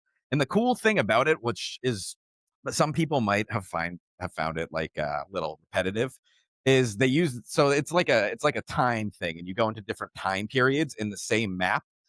So you go back to like, maybe 100 years in the past, same map, but everything's different. It's a completely different city there now because stuff changes. So it was a smart way to reuse the map, but make it different. So I feel like that was a Okay. cool way to help development time. Um, the story was really good. It was actually very touching. They do full voice acting in these HD 2D games, Oh, which, nice. yeah, they do, which makes them seem so much better. And I feel like I was thinking about it. I was like, that's my issue with Pokemon nowadays is they don't have voice acting in a game like Pokemon. Isn't Ew, that it's so insane? stupid, yeah. Like the Weird. budgets they have on the biggest fucking entertainment franchise in the world is Pokemon. So it's just like, what are you doing? Spend the extra money to get Yeah, people so they don't weird. complain. Yeah, yeah. Yeah, so Adventures of Elliot was really good. If you like the old school, top-down Game Boy Advance Zelda games, this game's definitely for you. If you like HD 2D, this game's definitely for you. Or if you just want a fun adventure game, this game's definitely for you. After that, I played Hellblade 2. I really don't have much to say about this. It I've wasn't that never played exciting. that still. Is it not it Ah, didn't look exciting, and I didn't like the first one. Yeah, it's exactly this first one, except I feel like it's a little dumbed down. Like I feel like in the first game you could fight multiple enemies at a time, but in this one it was just one enemy after the other, and it was almost scripted, and the game was much shorter. Like the game has Mhm, good graphics, it has good imagery, it has like a good depiction of someone in psychosis, but mm. it really doesn't do much other than being something like how Rise, Son of Rome was like how to show Like off a the tech next demo. gener. Yeah, Yeah, exactly. It's like yeah, a tech demo, and yeah. there's really nothing more to say. And I feel like I hate to say it to the devs because they made something that looked good, but it's not fun to play. It's just too Okay. simple, and besides the simple combat and like the same two puzzles that you do over and over, there's really nothing else. I mean, there's collectibles, Damn. but you're not How long was it? customizing. 5 hours, I beat it 6 hours. Yeah, it's a super short game. I got it At for like least it doesn't outstay its 18 welcome, I bucks. guess. Oh, okay, Yeah, fair. Yeah. yeah, and it What, wasn't is it even. on Steam? It is, yeah, Yeah. yeah. Pretty much any game that comes to Xbox also comes to Steam too. Okay, makes I feel sense. like they're interchangeable now because Okay. Microsoft used PC as their thing. So yeah, Yeah. Hellblade was Hellblade. Okay. After that, though, the Mm, highlight of what I've really played recently, besides Kingdom Come 2, was mm. Doom: The Dark Ages, the Revelations DLC. Like, Mm, Very mhm. nice. I yeah, saw your post about this. they made it so good. Like, there's no new weapons of the main weapon wheel, but you get instead of the shield, you get the shield back, but instead of the shield, you have a spear, and it's really cool because you can use it to like shoot into enemies and then use them to grapple to other points around, and you can Mm, stab them with it. Like the shield is fun, and I loved it, but the spear was awesome because you could just fly around the arena with it. And obviously, mm, you guys played Doom, you know exactly what it is. It's just more Doom being Doom, but instead mm, of it not having like kind of a I don't want to say a good story. They kind of touch on some of the background of the Slayer, and I don't want to spoil anything. But if you really are interested in Doom lore, going back and paying attention to the story is really good because they have a lot of side content related to who the Slayer was before he became the Slayer, which was mm, insane. So Doom: The Dark Ages DLC, absolutely phenomenal. Some of the best combat experiences, some of the best bosses too. Like they do first person bosses so well. I don't want to spoil anything again, but when you play, you're gonna realize like they do good first person bosses very well. So that was nice, fantastic. And now I'm playing EC Black Flag Resynced. nice. So that's what I've Good been playing. gaming. Yeah, I I've think I'm I've got gonna pick up Doom again for Me the too. PlayStation and play that DLC, Yeah. like, yeah. Did they have a Yeah, steelbook physical for that copy. one? I don't know. Mm. If I it's was still trying available, I I would was get trying it. to track down the Spider-Man steelbooks, but they're ridiculously expensive because they only came in Yeah, collector's editions, so people are selling them yeah, for like $80. It was a bummer. You guys want to talk about Resync before we wrap up? Hell for yeah. sure. I'm about to go play it right now, motherfuckers. Yeah, I'm gonna play it afterwards too. I'm gonna plug Mhm, this bad boy back in. mhm. Who wants to Jay's start? like that fucking Steam machine. I'll start Um, since I only you have a go. little bit of time in. Yeah, Yeah, I where don't are you really Yeah. at? do. So I just got the Jackdaw. Okay. I just Oh, wow. went through all the ships and then finally stole it from whoever had it first, named it Mhm, the Jackdaw. And then I think it's Nassau that you go to, which is the Yep. pirate area. Yep, and Mhm. then I just got to Nassau, so I'm pretty early Okay. in. I've only done a little bit of ship fighting, but it still feels just as great, like, they honestly nailed it back in 2013. I thought it felt Mm, phenomenal back then, and it just feels mhm. even better now. And the graphics look better. I don't remember anything about the story, so I can't comment on that too much, but Edward Kenway is still a very likable character. He moves, and the way he acts is just awesome. So I think it's going to be really fun. I'm excited to see how much deeper the combat gets because it's kind of just like I'm just spamming just R1, R1, R1, R1, R1, or hold it for a heavy attack. And I don't know. It just seems kind of simple, like you were saying, Maddie. So I'm excited. I'm only 3 hours in. I'm going to jump in more. Jay, what do you think?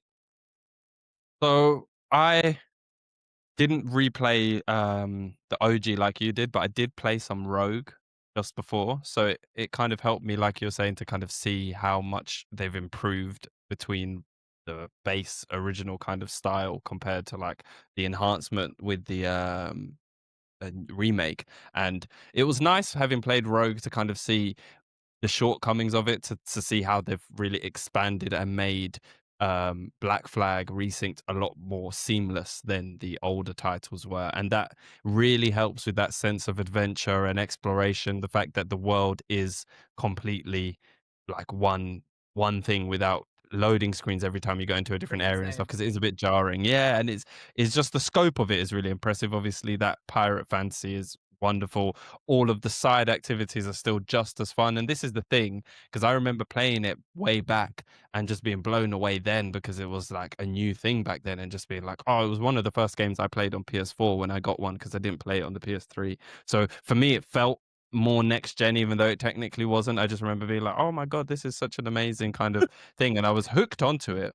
But replaying it now, I feel like I'm playing what I remember playing back then. Mhm. Yes. You get what I It's a say? So if I realization, was yeah. yeah, it's like if I was to have replayed it like more close like you did, Matt, then I feel like it would hit a little bit less because you'd have everything you would have just been through it. But playing it now, it's like, oh my God, I feel like I'm like, how old was I? Like 16, 17 again, Yeah, I playing my was just PS4 18. for the first time. Yeah. So just because obviously I played it a bit late because I waited till I got a PS4. But yeah, I just getting all the memories and it's like the nostalgia with the enhanced visuals and all of the quality of life improvements is really just carrying this experience. It's insane. I would say I agree though. The combat is a bit I can't really remember what the combat was like in the old games apart from what I played of Rogue recently. And it feels like a step up from that.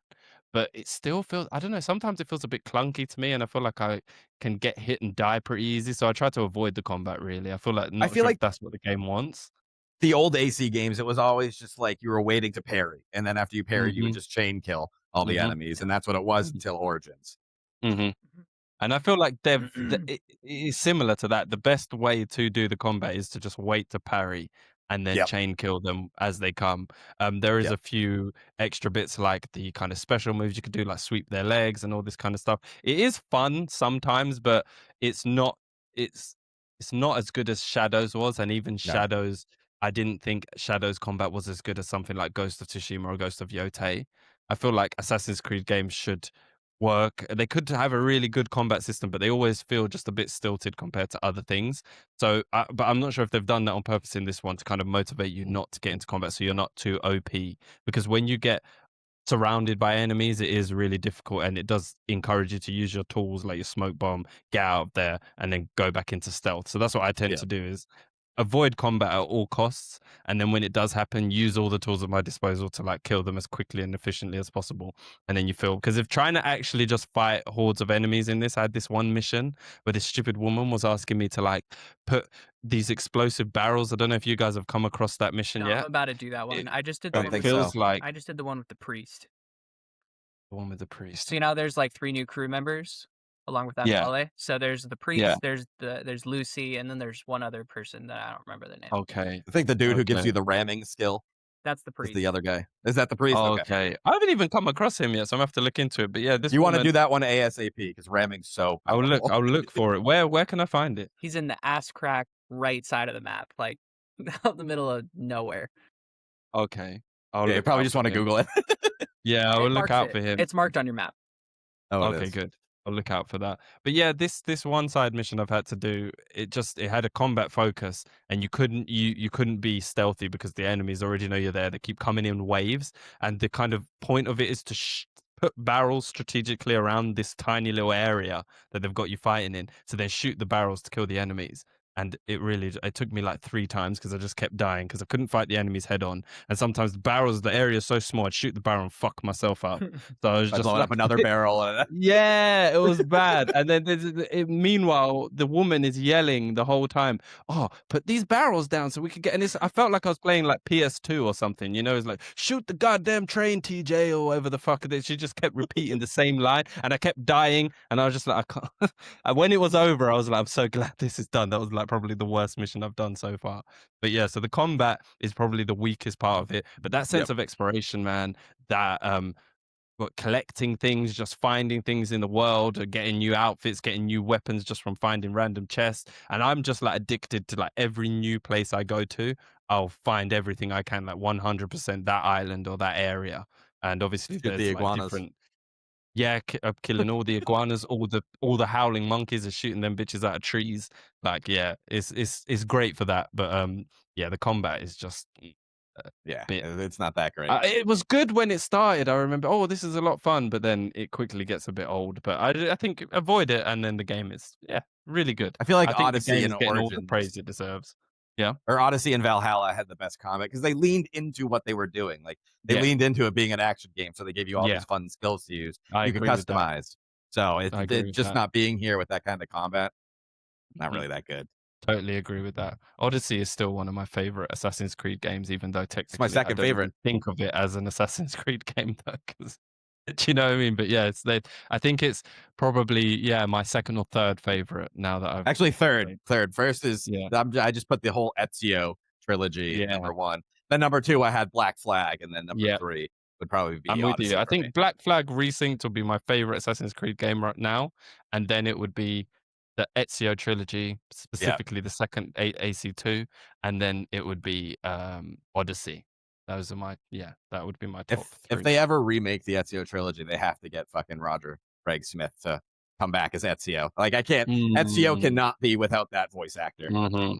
I hope they do remake that. Playing Resynced makes me feel like yeah, AC2 could be an X. I think they should remake the trilogy and make it all one game, and then I feel like that would be too big, like too you think crazy of a so? thing to do. Yeah, because there's too many little mini games that are for that game that there would be just too Mm. much to make for one game. You know what I'm saying? Maybe. Like I think in the Brotherhood, you have that mini game where you send out all your assassins to go do Get rid contracts of and that. stuff. Get rid of Yeah, that. Get all that get little rid of the stuff. base defense and stuff. Yeah, just make it all into one seamless story where you kind of go through Ezio's life, and then you've got the 3 different locations that you visit. So you spend a bit of time Venice, Florence, then Rome, then Istanbul, and then you got these 3 But areas throughout his life. That would be great.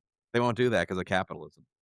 Yeah, They they'll want to milk definitely it as much as remake they can. Yeah. each. Yeah, Which I yeah, think they yeah, kind of break definitely. though too, because when you go to Rome in AC2, it's Mm, like a tiny ass section of Rome, and then Yeah. like the whole mm, selling point for Brotherhood was you go to Rome and it's like, oh my Yeah. gosh, it's like the whole thing. mm, Um, mm.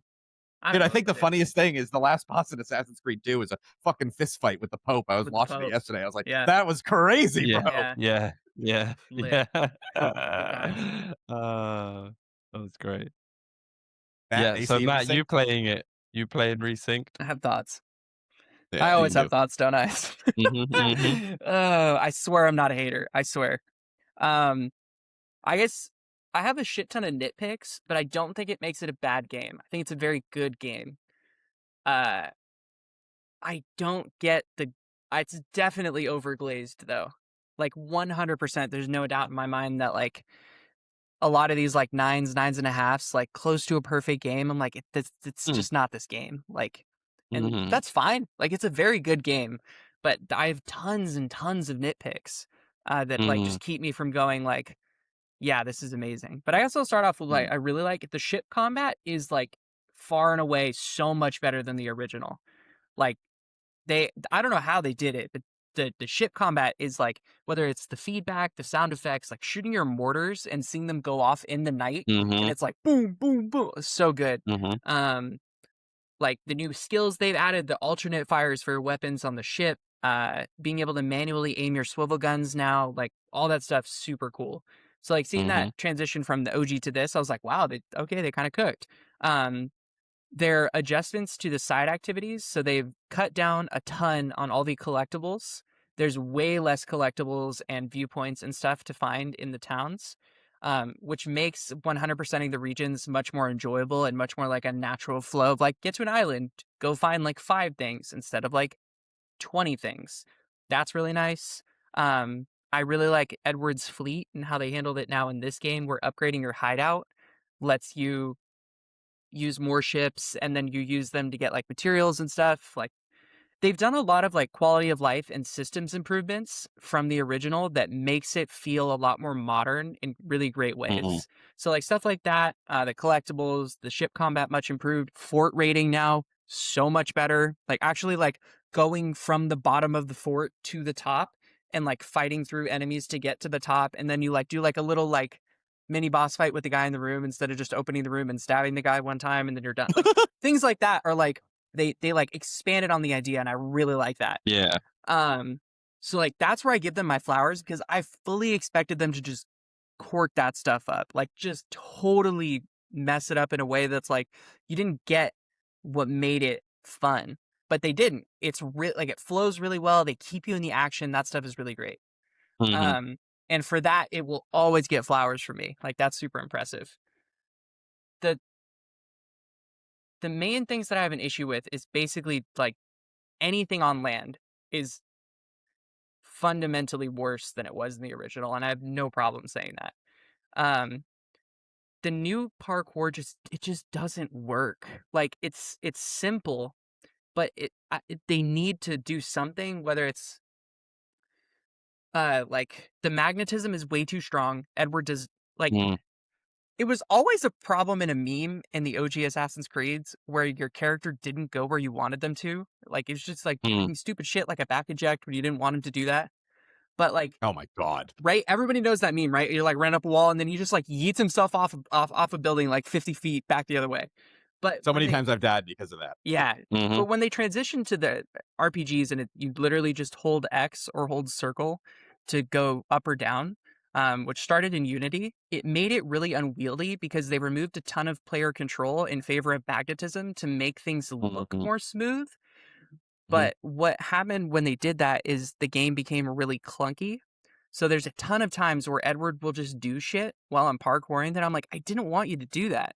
And like and like I and I know that that wasn't a problem because I just played it and like the game is designed for a much slower parkour system, but using a parkour system that Edward moves it like Mach 5. I think he literally moves it like double the speed that he did in the original.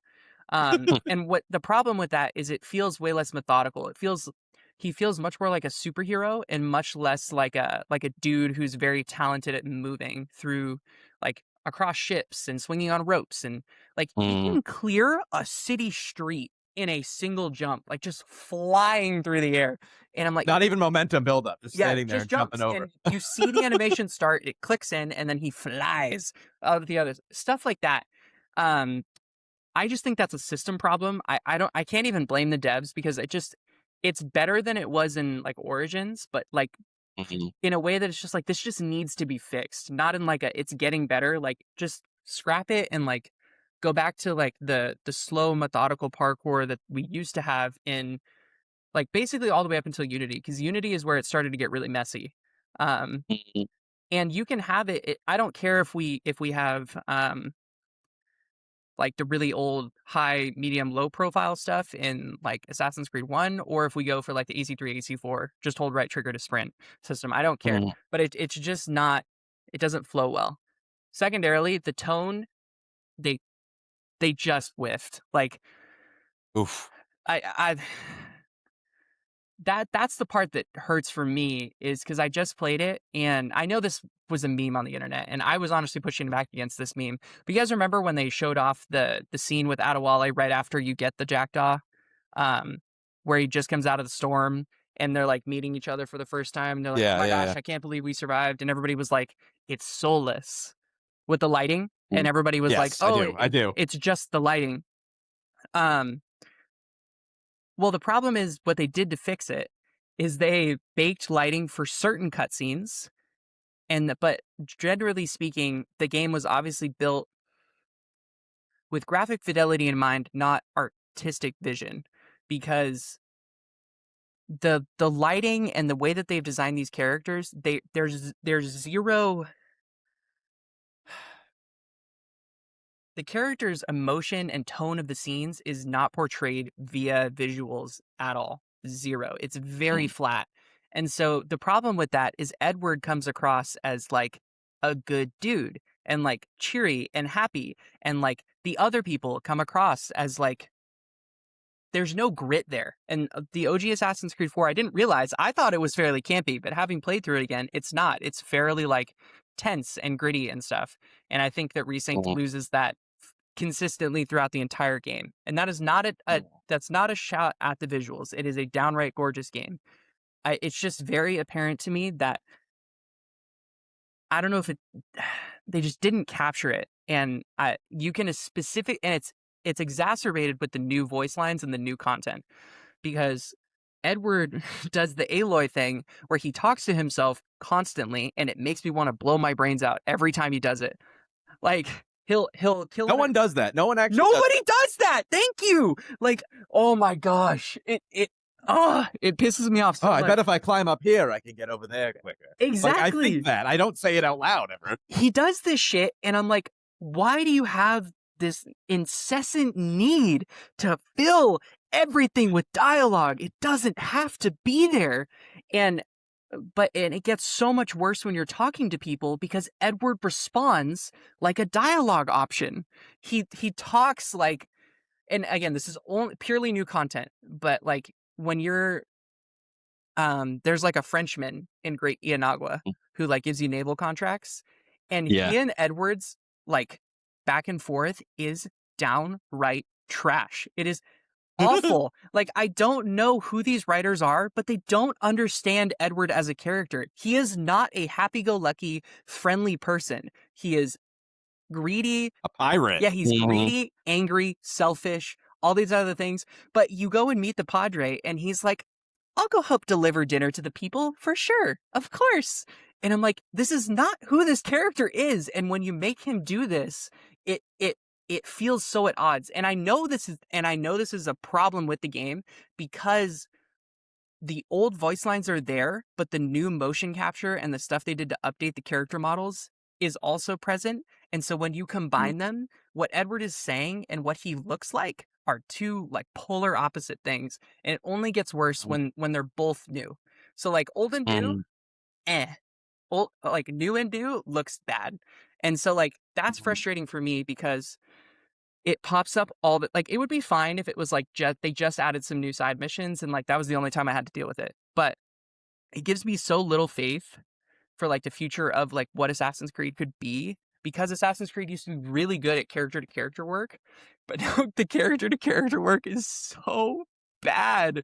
Like it's awful. And that was super disappointing for me. The combat though, I actually think it's interesting because I think the combat is better, but I think it's clunkier than it used to be, if that makes sense. So, like, this feels like what a combat prototype would feel like for something that could be really cool. So, like, I Mm. imagine this combat is like if I were at Rocksteady when they were making Arkham Asylum and Homeboy comes into the meeting room and he goes like, "Yo, I got something that could genuinely be insane." And he shows it to him and it's like polygons fighting back and forth and he's like, "You press Y to parry and then like you can do counterattacks and then we can build off of this." That's what Resynced combat feels like to me, is like the start of something that could be really interesting, where it's this Mm. meld of hitbox dodge based combat melded with the parry counter system of like older games and Ghost of Tsushima.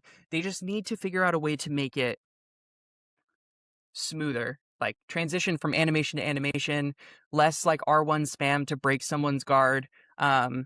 Like just clearer about how it functions and things flow into one another. Um, Mm. but the potential is there, which excites me because, like you guys said, combat was never a strength of this series. But this is the first time that I feel like the combat could be a strength. It just needs like a lot of work to get it to feel really smooth. I'm honestly surprised that Assassin's Creed at this point hasn't just gone the full Arkham route and just been like dodge counter system with like tools and stuff mixed in. I would have thought they would have done that Mm, years ago, but I would have liked that, to be honest. That yeah, probably would turn out very well. I think Well, it worked for Mordor, didn't it? Shadow of yeah, Mordor exactly. Yep. worked really well. Yep, I yep. think it would work. The only thing I can understand them not totally going that way just because it does kind of like make you into a walking tank that can't die. But Mm, That's true. yeah. But I actually was pleasantly surprised with the combat, and it started to feel better the more and more I played with it.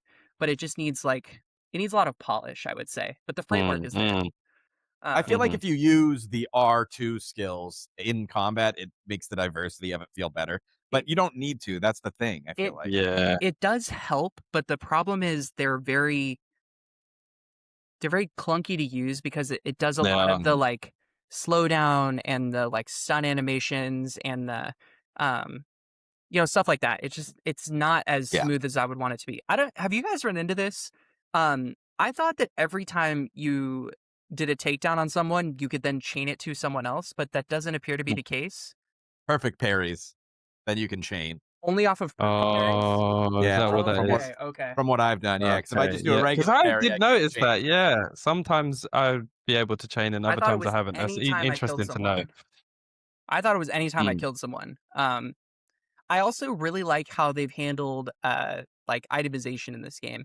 So like being able to find like customization for your ship and Edward mm, and all that stuff, but not have it be tied to like RPG stats or the stats that it mhm, is tied to like make a lot of sense. So like different Yeah. pistols have different draw speeds or like different swords have different damage or like chain abilities. That stuff really cool. Um mm, so like again I said, like broad scale, system quality of life stuff, ship combat, excellent, 10 out of 10, like phenomenal, best in class. Uh acting, voice acting, story stuff is I would throw it all in the trash. Like it's actually I believe it's bad. And then damn, combat and like parkour is like could be better. mm, And I wish it was because if the only thing that was bad was the story, I'd be very disappointed. But then I could be like, it's really fun to play. But so far, the mm. only thing that I'm like is really fun to play is the ship combat, which is dope because the ship combat is really good. Like I spent like 6 hours yesterday just doing ship combat. Yeah, the ship combat is So great. good, man. Oh, yeah, I enjoyed it a lot. Yep, I think that its biggest strength is exploration in general. Anything out on the seas, even the like side missions and side How, content you can get into on the high seas. how do you feel about I guess you probably didn't notice, but how do you feel about the lack of tailing missions? There are tailing missions. Not really.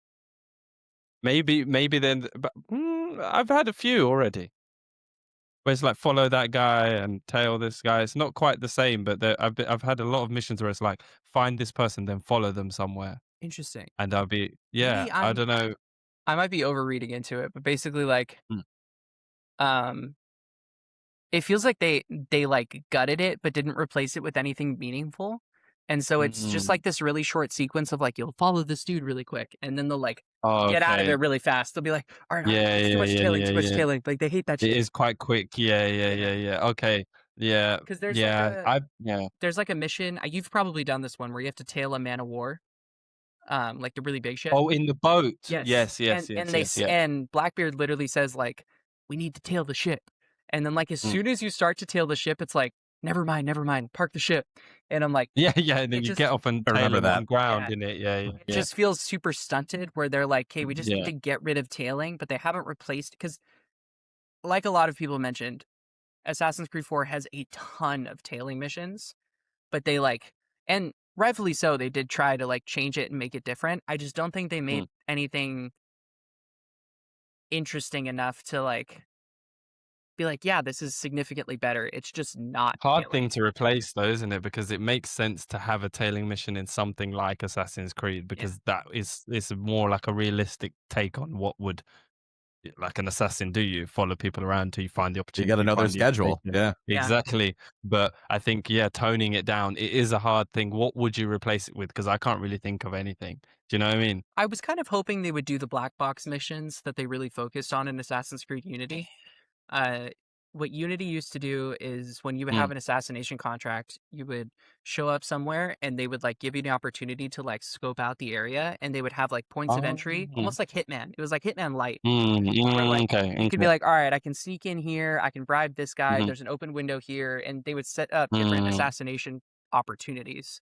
And I was hoping they would Okay. do something like that. Um, Yeah. whereas this is more Maybe they worried that would change the core game a bit too much that's though, because fair. Black Flag had nothing, anything even near that, did No. it really, in terms of scoping areas? It would have been a cool addition, and definitely I can see why you'd want it, but I also think maybe because they have to kind of tread that fine line of innovation and also staying true to the Yeah, for original that sure. everybody loved. So if they'd have done that, and if they hadn't done it, nailed it, everyone would have been like, "This is fucking bring the tailing shit back. This is awful. Like, what is this?" You know what I mean? How do you It'd be guys like you said, Hitman Light. How do you guys feel about, having a whole button prompt just prompted to putting up your hood? I love it. I love it I so love much. it. I always Uh, walk around with my I hood on. always wanted it. I always wanted Me to be able too. to do that. Sometimes I just take it off just for fun, just because I can. And I also pick like, oh, whenever I'm being sneaky, I'm like, put the hood on. And then when I'm just doing something all out, take the hood off. No, I need, My yeah, I It love fiancé it. immerses you in a way. my It does. fiancé It was was worth it. watching she was watching me play, and she goes like, "Why did you just put your hood on?" And I'm like, "'Cause it's Yeah. cool." And she's like, Yeah. "But, like, does it mean anything? Like, do you get any extra" I'm like, "No, it's just aura."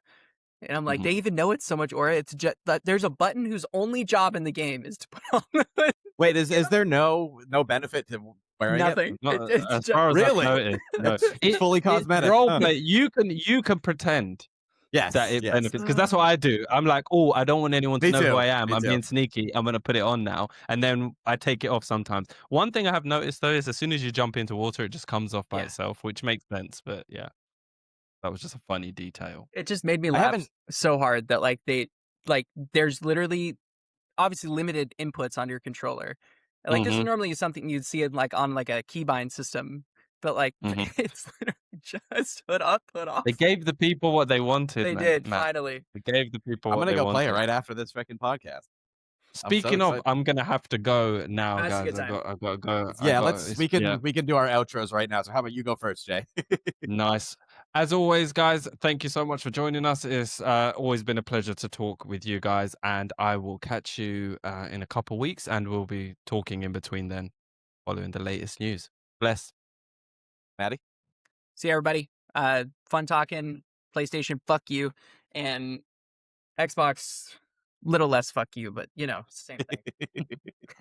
And it was a great podcast. I just want to let the viewers know I'm probably going to be gone for 4 to 8 weeks. My son's about to be born, so Jay and Maddie are going to be doing the podcast without me for a little bit. So I will be returning eventually. I just got to get a Yeah, gauge of no what it's going to beef. be like to Mhm, control and work on another human that's not me. So mhm. as always, I am Fume Gaming. You can find me at Fume Gaming on Twitter and at Fume Gaming on YouTube. So it was a great one, guys. See everybody.